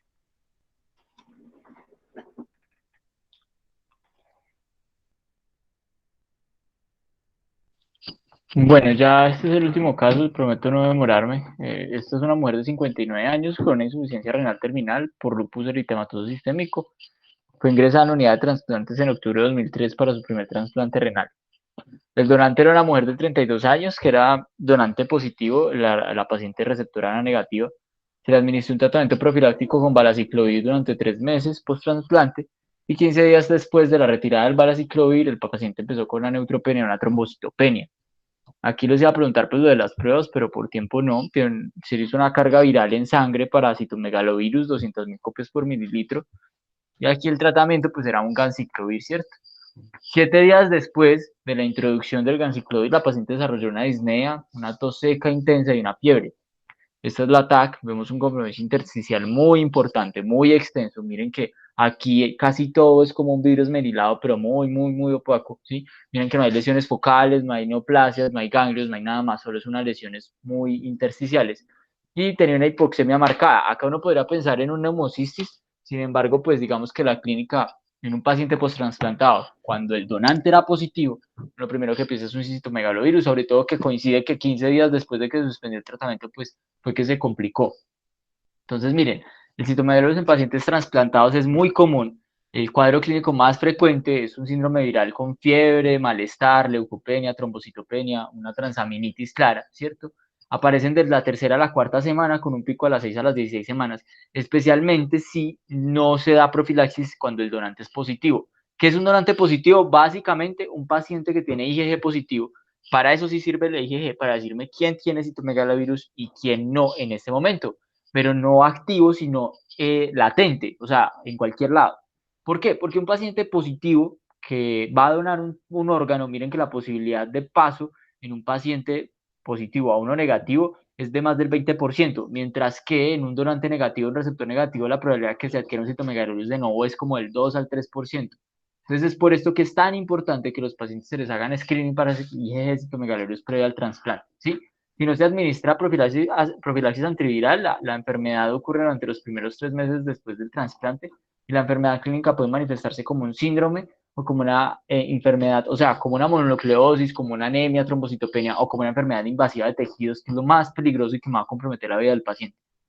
Pueden tener una mielosupresión que puede llegar a ser muy intensa si no se trata, y en aproximadamente la mitad de los casos podría invadir un sistema de órganos, que es ya la enfermedad terminal por citomegalovirus, que es cuando ya hay, por ejemplo, en este caso, una neumonitis clara, ¿sí? Por el virus.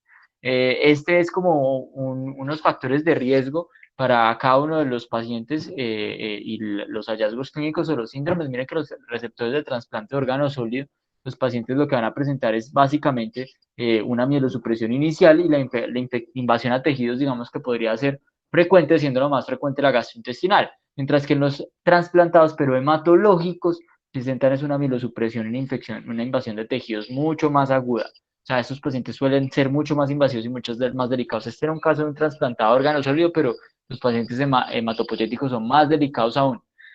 ¿En qué días aparece? Miren, básicamente aparece después del primer mes y puede ser probable hasta los 4 meses. Luego de los 6 meses es casi que infrecuente que aparezca un citomegalovirus en un paciente trasplantado.